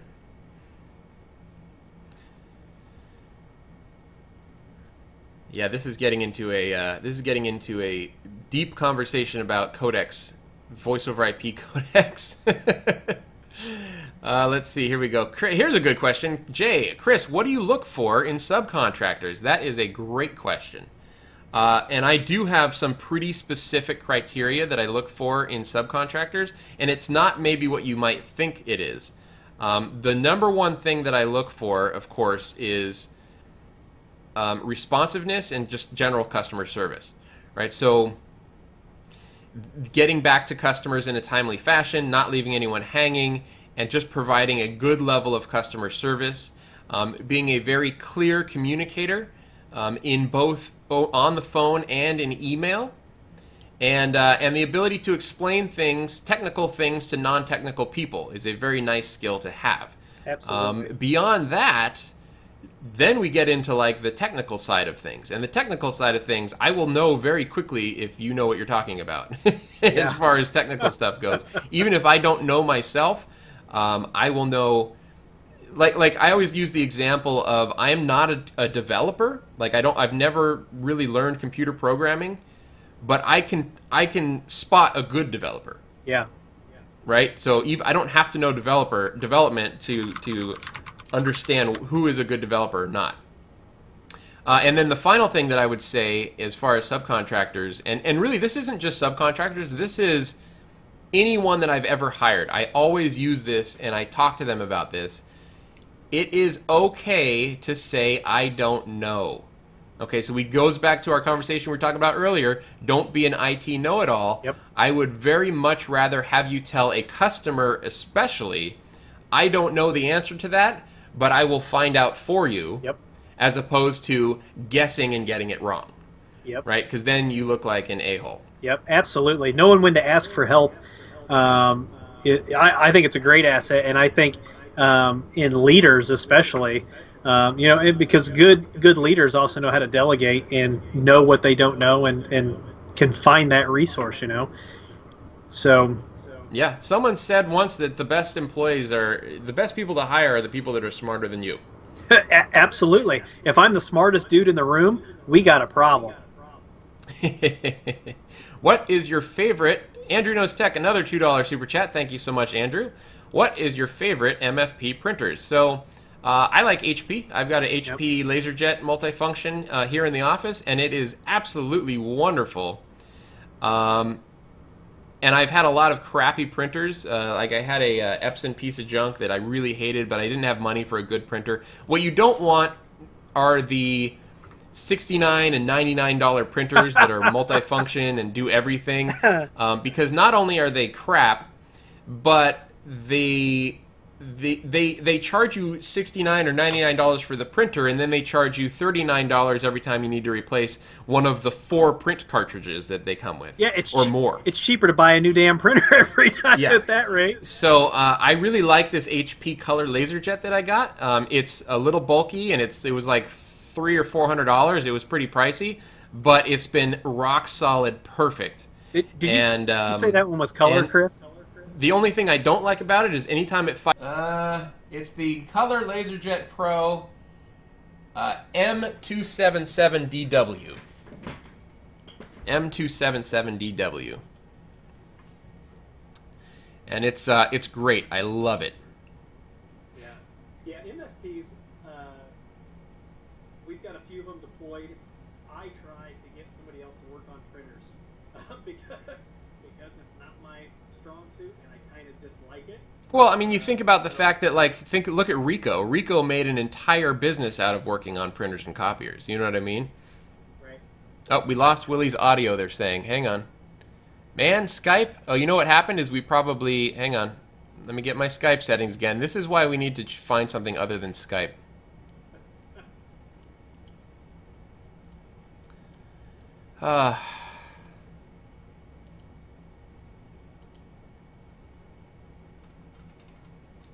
It's funny because you can hear me, right, Chris?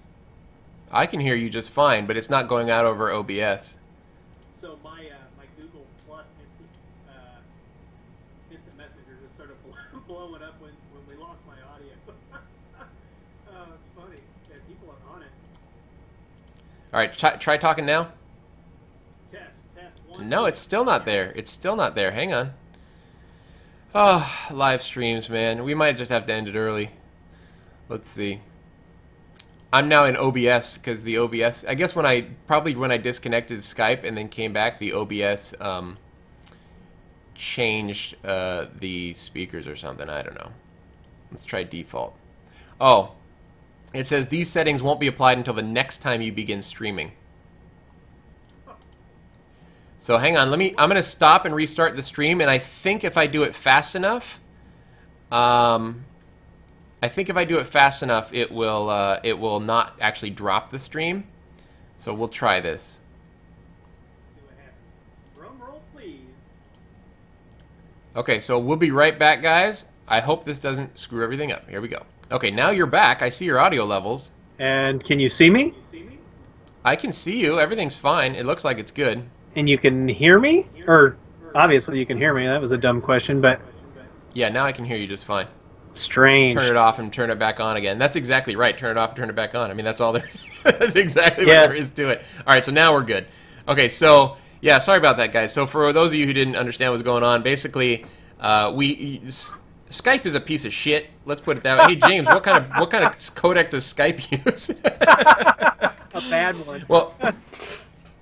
Skype always has problems. I mean, it's also one of the reasons that we switched over to Discord. I used to, chat with all my guys using Skype, and yeah, it just, man, it just freezes up. The desktop version is terrible.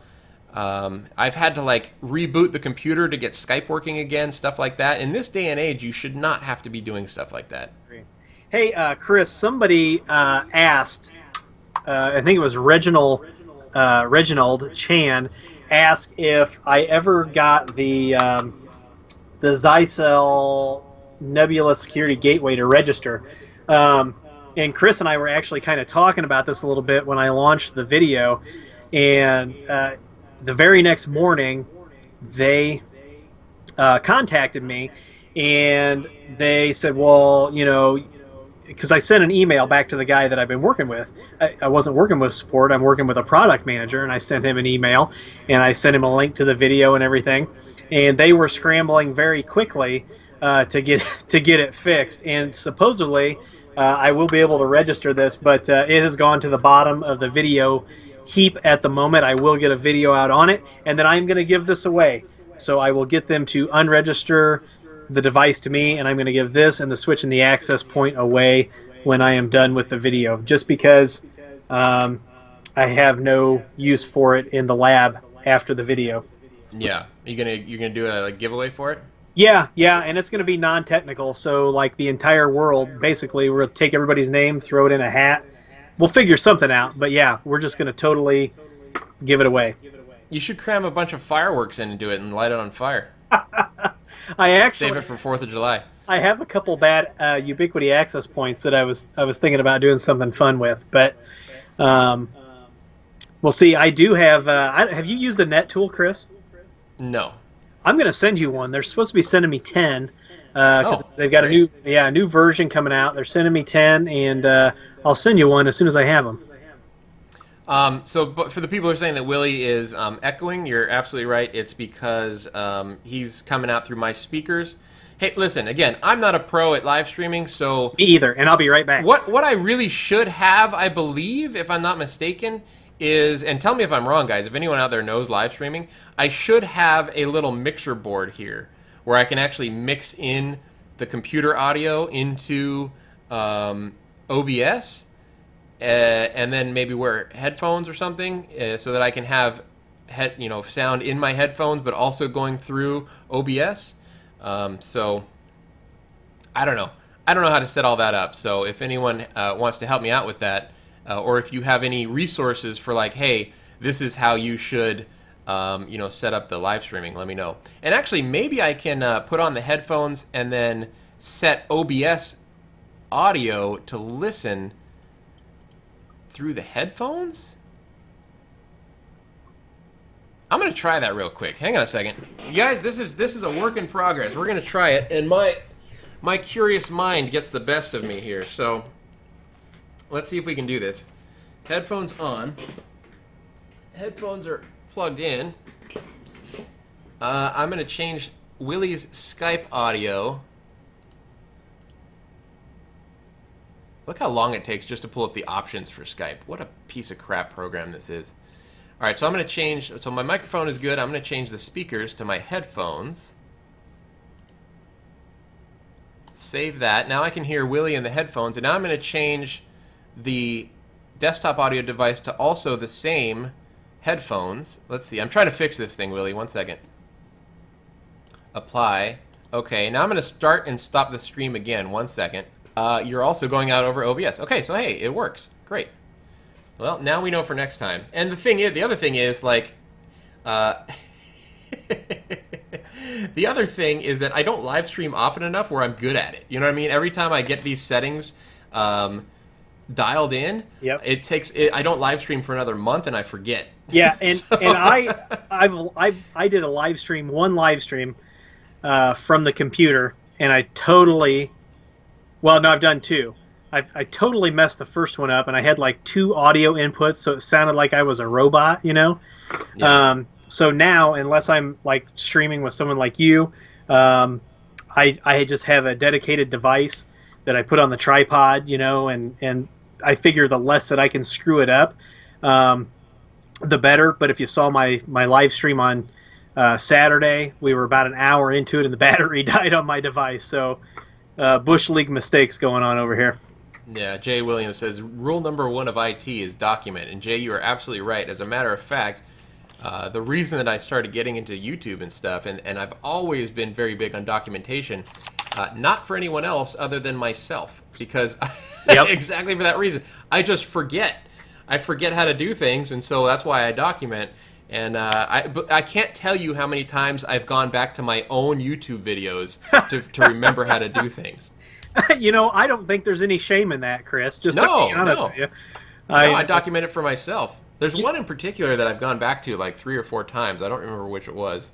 Well, and speaking of that, though, what's funny about that is I was on the phone the other night with a customer, and he was asking me questions, and he could hear me typing. I was making notes. He goes, "I swear, if you're going to your YouTube video to tell me how to do this," and I wasn't at that point, but I was like, man, I should like take the transcripts of all my videos and dump them into documents and make it searchable, you know? Because how often, Chris, do you prepare for something, right? And because you want to make sure it's right, it's accurate, you know, and you do it, and then maybe it doesn't come up with a customer for 2-3 months, and you're like, oh, you know, I mean, it probably happens to you more, you know, as often as it happens to me. So I totally get it.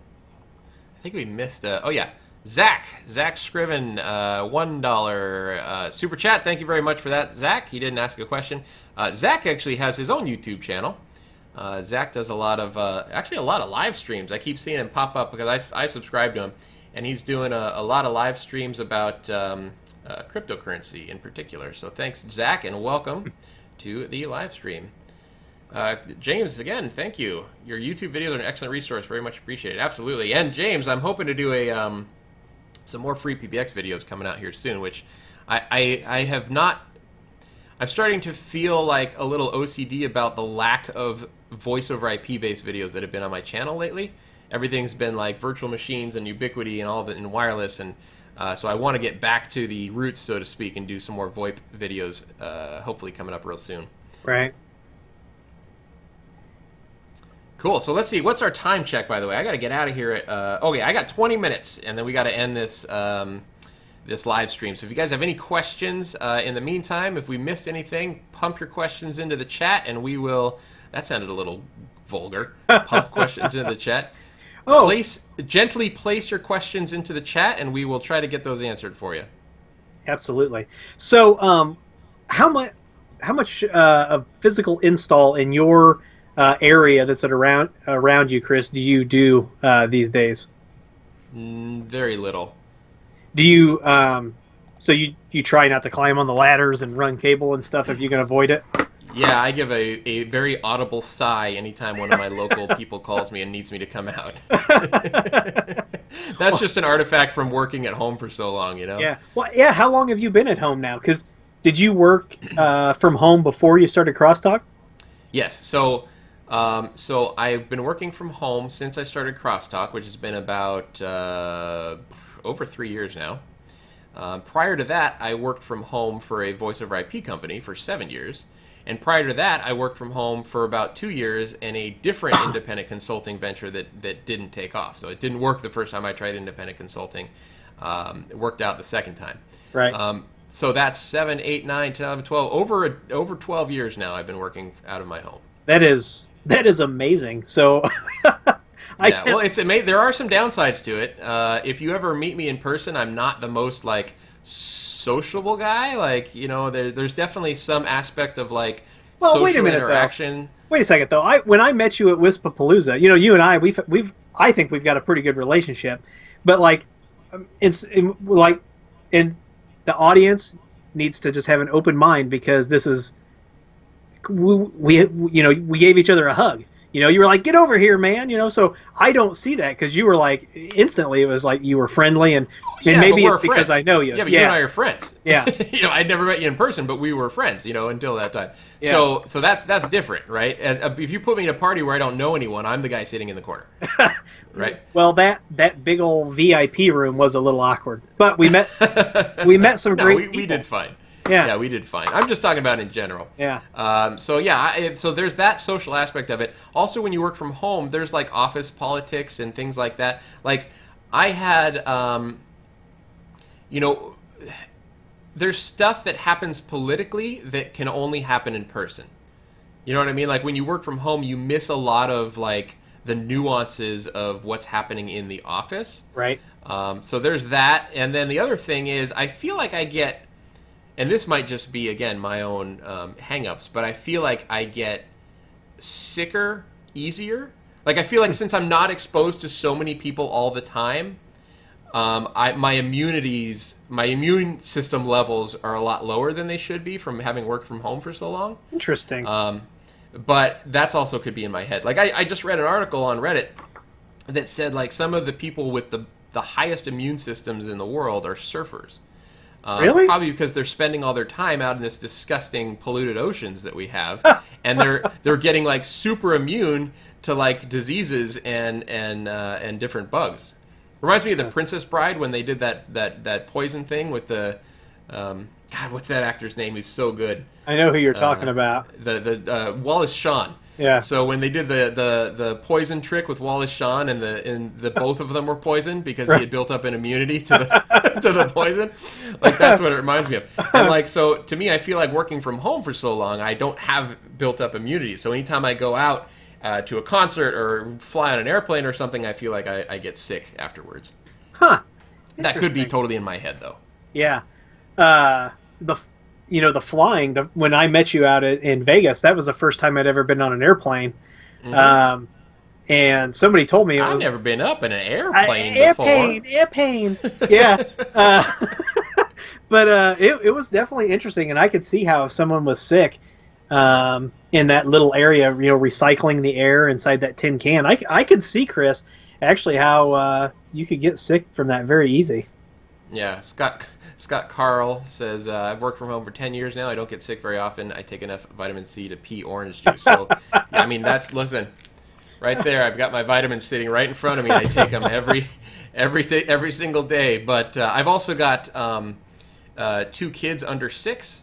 So they are bringing home all sorts of fun things from, you know, kindergarten and wherever, playgroups and stuff. Oh, yeah. There's this place near where I live. It's like an indoor bounce house area where they've got, like, you know, just like 10 of those like big, you know, inflatable bounce house things. Yeah. In an enclosed area, and I swear to God, every time we go to that place, we get sick. And I just imagine the germs, because I'm in there crawling through the tunnels with the kids and stuff, you know, and I just imagine that they're not in there like bleaching those things down every night. No. You know what I mean? Yeah, that's like the ball pit at Chuck E. Cheese, man. Oh yeah, exactly. Yeah, you don't catch me jumping in that ball pit. Or they've got like those hamster like habit trails that they have set up at the Chuck E. Cheese where the kids are up in there. Yeah. There ain't no one going up in there and cleaning those things out. Man, the kids are sneezing and coughing all up in there. And then they come out with that on their hands and eat pizza. Right. Yeah, and they eat crappy pizza. You know, the worst thing about Chuck E. Cheese is that they have the worst beers you could ever possibly have. You get like all domestics, an amazing selection of either Bud Light or Coors Light, and it's like $6 for one of those like little tiny Dixie cups worth of beer. Yeah, I mean, it's a good idea to serve beer at Chuck E. Cheese. I'm totally down with that. But but the selection, it was funny because I don't know if Taylor is on the live stream or not, but Taylor works with me at my day job, and we were just talking about, because they just opened like an arcade for like adult, like a Dave and Buster's type place in Peoria, and it's called Round One. And we were talking about the beer selection, and I was like, you know, I guess you could try a Bud Light. And the first thing out of his mouth was like, dude, I'm not drinking a Bud Light. And I was like, well, honestly, I keep a couple Bud Lights in the refrigerator because I have friends who just drink just to drink. And so one time I gave them, you know, I think it was a Schlafly oatmeal lager, and Schlafly's organic from St. Louis. And the oatmeal stout is so good, Chris, you could pour it over vanilla ice cream. And eat it like and drink it like that, but they don't enjoy that, you know. So I keep the Bud Light in the refrigerator, so when they stop by, that I'm not wasting it. You know what I mean? Yeah. No, I hear that. I actually got. It's funny because on the last video I did with this bulldog build, I did a section at night where I was filming at night, and I'll have a beer when I'm working down here at night. Yeah. And I showed the beer on camera, and it was in a bottle, and someone gave me shit for drinking an IPA out of a bottle. Like, everyone nitpicks so much on YouTube, man, I swear. Well, and I'm still talking about our Vegas trip because I didn't sleep for like the 4 days that I was out there. But when we were sitting at the bar at the Rio, the one thing that sticks out in my mind, maybe because I'm frugal, but when I bought you a beer and I slid the bartender a $5 bill, and you guys both kind of laughed at me. And I was like, "What?" And you're like, "That's only $5."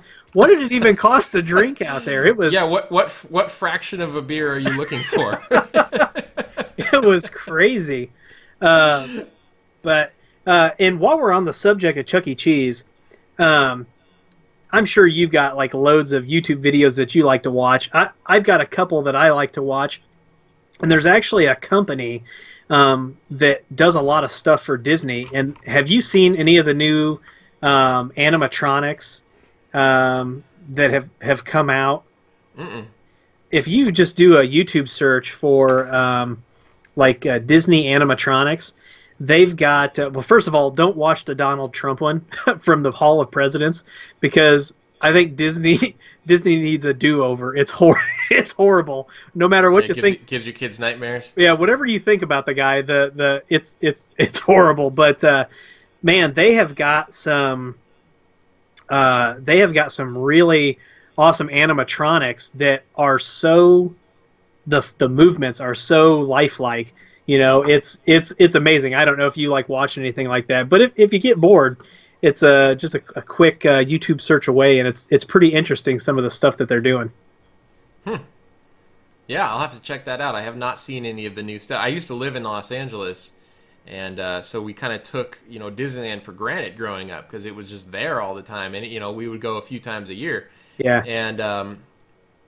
And then now that I've got kids and they could actually would really enjoy going to Disneyland, man, it's going to be it's a haul now. It's like we're not an hour and a half drive away anymore. Yeah. Well, are there any local theme parks out in your area? Not really. No, not really. We're going in a few weeks. We're going to be going to the Great Wolf Lodge, which is not really a theme park per se, but it should be pretty fun. And that's up in Grand Mound, Washington. It's about a 4-hour drive from me. Yeah. Well, that should be fun, right? A little bit of a getaway. Can't work all the time, right? Yeah, I'll have my laptop with me. So yes, you can work all the time. I won't have it in the pool. Right. I will have it with me. Legoland. Jay says just went to Legoland. I never went to Legoland while I was living down that area. Yeah, I don't know. Legoland looks like it could be fun. I'll tell you, Legos though, man. I'm kind of glad that my kids aren't into Legos because I was at Toys R Us last weekend. And they had an entire 2 aisles dedicated to Lego stuff, and I'm like, my God, you could spend a lot of money on Legos. And then it's absolute insanity. Oh, and then they come home, they dump them out, and then you step on them in the dark. Yeah, then they're all just mixed up all together, and I'm the guy that if I bought a set of Legos, I want to keep all of those Legos that came in that set together. I don't like mixing up all the stuff, you know. Yeah. And that's not the way to be with kids because they don't care. No, they don't. Oh man. Well, I wonder. We had a couple questions. Somebody asked what you and I thought about the SHD access point. I think it's fine. I think that it has a lot of potential. I don't think it's quite to the point where it's really worth the money. If you are investing in the SHD access point, you are investing in it for future features. We installed that South San Francisco conference center that we did all SHDs, and they work wonderfully well. But they're just a 4x4 MU MIMO antenna until they get a lot of the extra features really going in. Right. Yeah, and I don't know exactly what the future plans are, but you got to be kind of careful when you start talking about security and Wi-Fi. I always see people in forums talking about Cisco and Ruckus, and a lot of these other vendors have a feature called containment, right? And so what that is, in a nutshell, is if, let's say, Chris, that you had a neighbor that was really close to you, and you could see their access points. Your access points could see theirs. Well, you could hit containment because you're seeing those as rogues, and it's going to start basically sending de-authentication frames to their network and their clients and things like that, and it'll make it so people can't connect. That is actually illegal if it's not done. It may be illegal all the time, especially if it's not done properly to block, because the 2.4 and the 5 gigahertz frequencies are they are made in the they're not made. They are in the United States. There's legislation that says that these are open for people to use, and if you are purposefully introducing interference that makes it so people can't use it, you are in violation of federal law. And Marriott hotels actually got fined, I think it was about $500,000, because in their hotels they were basically jamming people's hotspots that they would bring in with them, so that you would have to pay for internet at the hotels. Oh, interesting. Yeah, so you got to be kind of careful with that. And people are always trying to justify using containment. Here's the deal: you are purposefully creating interference on a public band. You're in violation of federal law. Ignorance of the law is no excuse. So I'll tell you, I'm really glad that most hotels don't charge for Wi-Fi anymore. Yep. Because that was ridiculous. It was ridiculous. It was absolutely ridiculous. There are a few I've seen when we went to Florida. I saw a few peppered, throughout the South, but they were definitely few and far in between. Did you drive? You must have driven to Florida, yeah? We did. That's a haul. it was yeah, it was something else. It was for us. It's 18-hour drive. Yeah, that's a long time, man. It's So like the drive from Los Angeles to where I live now, about 18 hours, 16, 18 hours, something like that. and see, looking at a map, you don't really have an appreciation for how big the state of California is versus where you're at. You know what I'm saying? Yeah. Like, it's kind of skewed. Like if you look at Peoria, Illinois, and Orlando, Florida, you get a pretty decent idea, you know, of the distance. But looking at California to where you're at, it almost doesn't scale. So that's 18 hours. That's crazy, man. Yeah. Driving through the state of Jefferson up there. You ever hear about the state of Jefferson? No.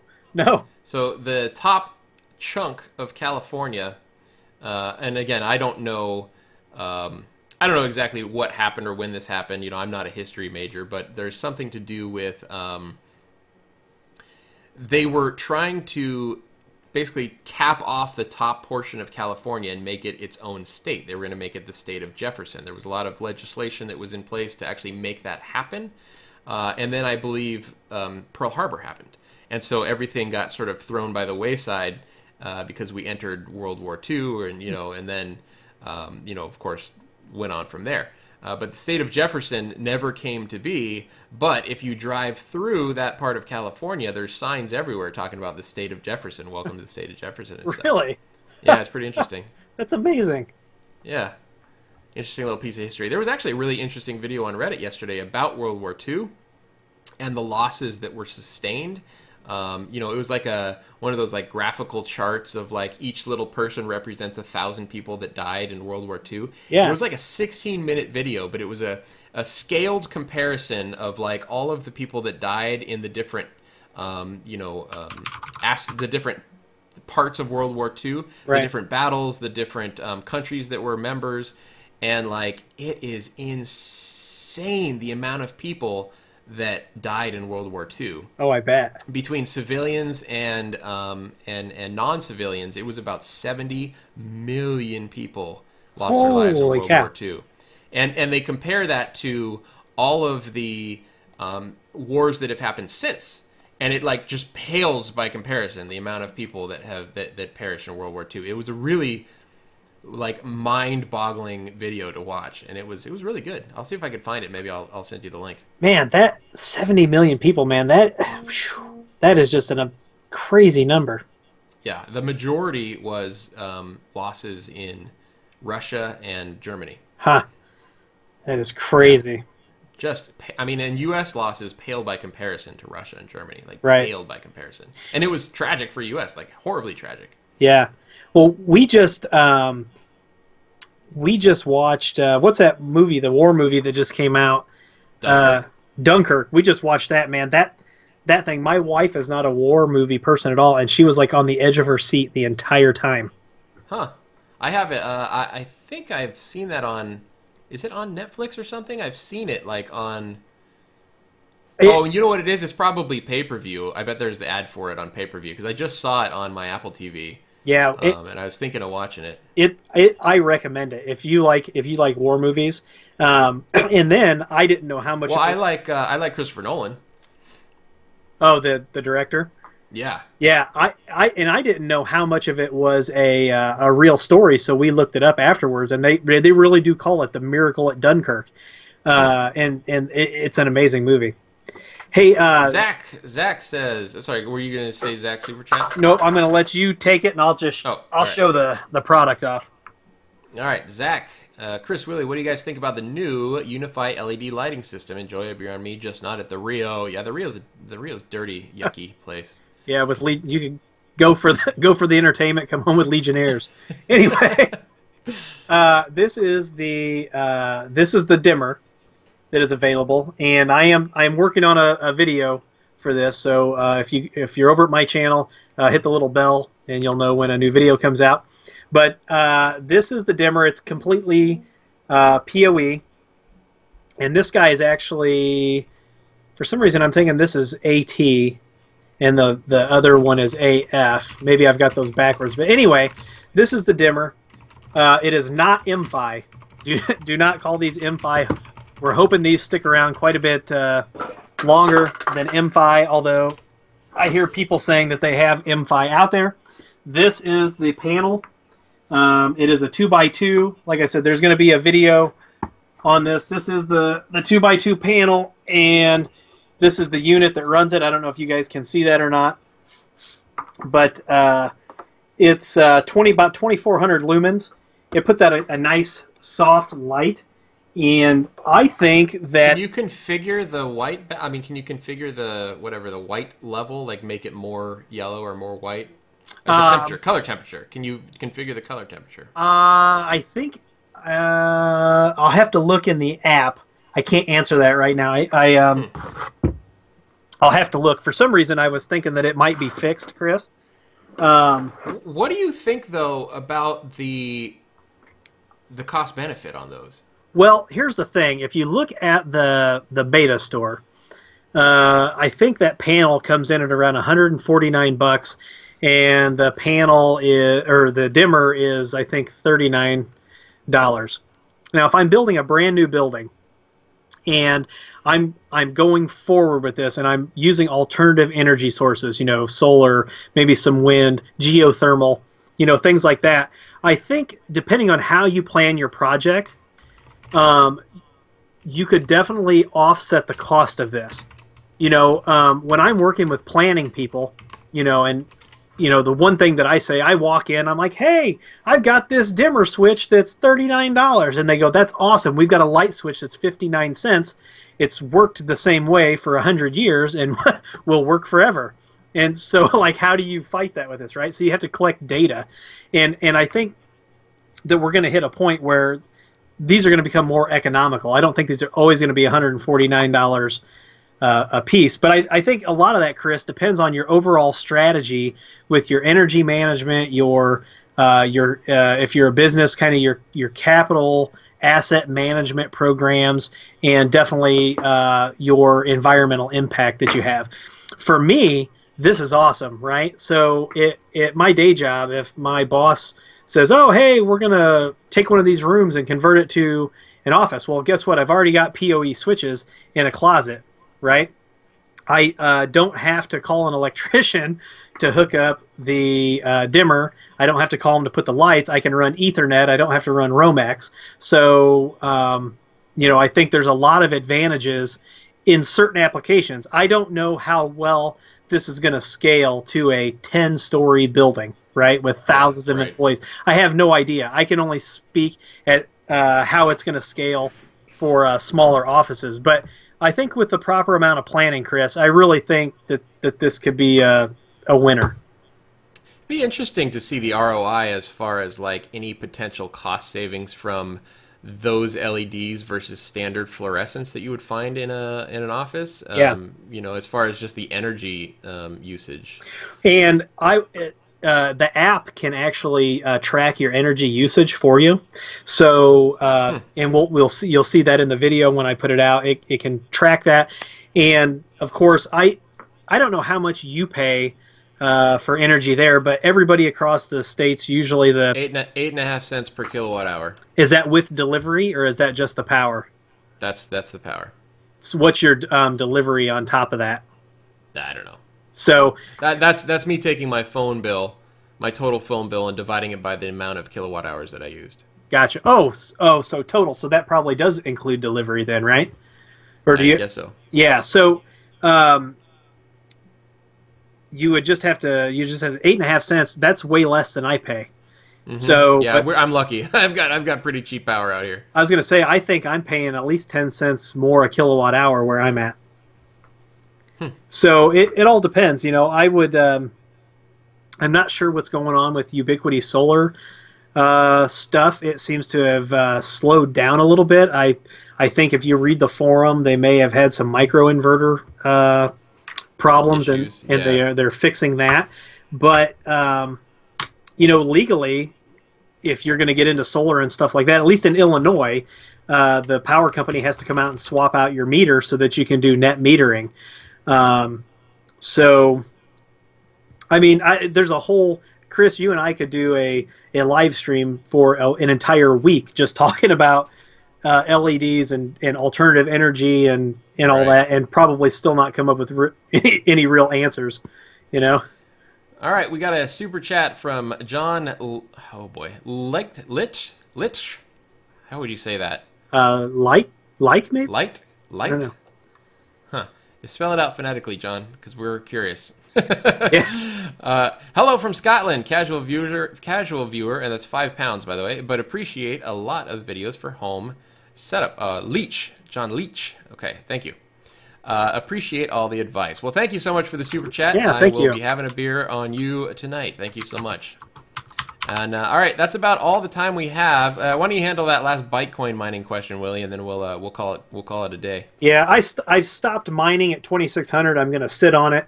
There's a lot of speculation with the coin that I'm in. I don't see it hitting 10 cents a coin even by the end of the year. And I don't have that much wrapped up into it because we were mining when our PCs weren't doing anything, and our PCs stay on anyway. So we'll see. We'll see. I know, Chris, you're into the mining a lot more than I am, and I think kind of trying to be. My Antminer broke. Man, that sucks. They're gonna fix it for you, though, right? Yeah, they're gonna fix it for me. That's awesome. But yeah, no, I in a month or two I'll probably give an update, but. That's where it's at for now. We'll have to see how the market shakes out. Yeah, it's been low. Well, and if one of the videos that I've been referring people to, because it is so difficult to really explain to somebody what the blockchain is and public ledger and all that. There's a channel on YouTube. It's Ave, A-V-E, and I don't know if you've seen him or not, but he's got a video where he talks about what Bitcoin is, and he's like, it's a bunch of fucking ones and zeros that people assign a value to, and he actually does a pretty good job of explaining it, and so you could check his channel and check that video out. But I'm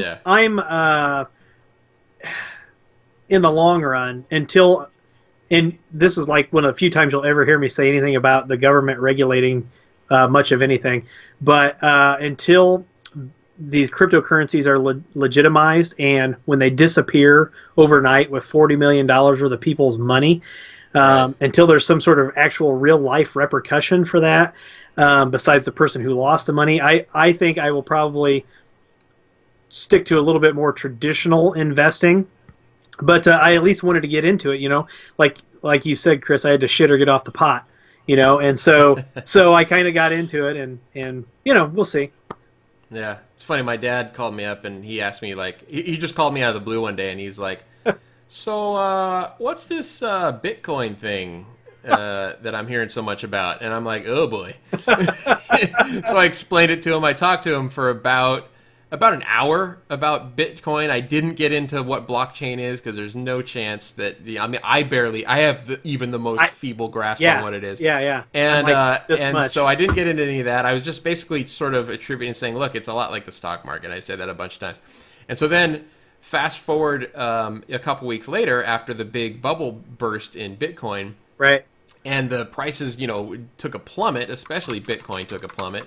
And my dad calls me up and he's like, as if he was like, I don't want to say lording over me or something, but he's like, yeah, so it looks like that Bitcoin stuff isn't working out so well, is it? Kind of like that. I'm just like, well, it's nothing if not volatile, Dad. I don't know what to tell you. I don't have much invested in it, thankfully. So yeah, I just thought it was funny. Yeah. Calls me up looking at it because he thought he was missing the boat on something. Yeah. And then he turns it around. He's like, "Oh, glad I didn't get into that." Well, and I have to pass the buck, Chris, because like I have accountants that I work with, and they're like, "Well, explain this to me," and I'm like, "Okay, here's like the 0.01% that I think I understand that's probably wrong," right? Yeah. So I mean, it's kind of like in a gold rush, right? The only people really making money are the people selling the shovels, right? Yep. So Antminer's doing very well. Sure, they're doing great. But some of the investors, did you see where the big three credit card companies in the United States, you can no longer buy cryptocurrency with your credit card in the U.S. because when everything started to slide, people have credit cards that are maxed out on cryptocurrency, and now they can't pay their credit card bill. Oh yeah, well that's stupid. Yeah, frankly, that's someone being stupid. You don't put Bitcoin on a credit card, right? But you know, a lot of them did. So. But I do see a lot of opportunity for blockchain. I think it's gonna. I don't think it's going away. I think it's going to be very big in the future, and probably there's two projects that I heard about using blockchain that are like the most exciting to me. One was where you can use blockchain to share your home generated power. So if you have solar panels on your roof or on your building, you can basically utilize blockchain to sell off that power to your neighbors and bypass they're doing tests on this in the Bronx in New York, where you can bypass the electrical companies and sell direct to people that are, you know, close enough to take advantage of the power that you're generating on your roof. So to me, that's really exciting. And the other thing that's really exciting about blockchain is I read a white paper on these guys that were trying to figure out how to use blockchain so that you can keep all of your personal information, kind of like using all of your personal information as a Docker container. So that, like, for instance, Facebook, you control all of your information, and you're only allowing Facebook to use some of it, whatever you're allowing them to use, but you actually control the data. And then if you ever wanted to disconnect from Facebook, it's like pulling a Docker. You know, you're disconnecting all of your data. Facebook no longer has any record or history of your data because that is yours, and it does not belong to them. That would be awesome. So that's a really interesting concept, and I'm all for like that absolutely. Sort of security stuff. And that would also be really amazing for like medical records, things like that, right? Yeah. Where you basically have full control over your data, and you have full control over who gets to see your data. And like, if I send all of my data to a medical company right now, they have a copy of it. Yep. I don't want you to have a copy of it. I want to lease you the information while you need it, and then take it back when you don't. Absolutely. Absolutely. You know? And believe it or not, for as messed up as the state of Illinois is, they actually have a blockchain initiative at the state level, and they are trying to figure out how to make stronger IDs and information, just kind of like what you were talking about. But it'll be interesting to see how it turns out. But Chris, I absolutely agree that there are other good uses for blockchain, and I would be all down for that, especially on the privacy information stuff. That would be fantastic. Oh, yeah. I think it's going to have to go that direction, or we're going to end up... I don't know. I don't want to... you start talking about this stuff, you start getting into political stuff, and I don't want to... But face it... I don't want to get into that. But face it, man, our Social Security system, and I'm not going to get into that, but the Social Security number itself and that identification and how easily that can affect and screw up your whole life when somebody gets a hold of that. You know, you're right. Something's got to give. Something's got to change. And could blockchain fix it? Who knows? You know, I don't know. But man, I'd be all about it if somebody said we're going to replace your Social Security number with this other technology and laid it out like you were talking about. I'd sign up today. You want to hear something cool that I thought was really neat? So I'm not like, I know RFID is not the perfect technology. But, you know, I told you we're going to be staying at this Great Wolf Lodge coming up here in a little while. Since it's like an indoor water park, basically, right? Right. So when you check in, you are assigned a waterproof RFID wristband that functions as your payment method for anything inside the venue, and it functions as your room key for your hotel. Oh, nice. So you don't have to bring cash, you don't have to bring anything. You've just got this like RFID wristband that gets you in everywhere and lets you pay for everything. Nice. I think that was really cool. I think Disney does that too, don't they? I haven't been to Disney in so long, man. I couldn't even tell you. But no, man, I'd be all about making things simpler, more secure. But hey, I don't want to hold you up too much longer from your I'm off to Portland. concert. Quit holding me up. Quit holding me up, Willie. Jeez, man. All right, guys. Well, hey, listen, once again, thank you guys for everyone that joined. If you watched the entire live stream up to this point, you are a hero and a trooper, and so thank you very much for that. Remember to sign up for the Crosstalk Discord channel down below. I've been like looking at my phone while we've been talking, and I've gotten like 1,000 Discord messages, so I'm sure there are people in there. I will be back in Discord probably starting tomorrow after I'm back from Portland, and yeah, that about does it for the live stream. Well, thank you guys so much for joining. If you enjoyed this live stream, please give us a thumbs up, and if you'd like to see more live streams like this, make sure you subscribe to both Crosstalk Solutions and youtube.com/Willie Howe, which we will show that. There you go. All right, guys. All right, thanks, Chris. Have a good one, and have a good weekend, and thanks for joining. We'll talk to you guys later. All right, see ya.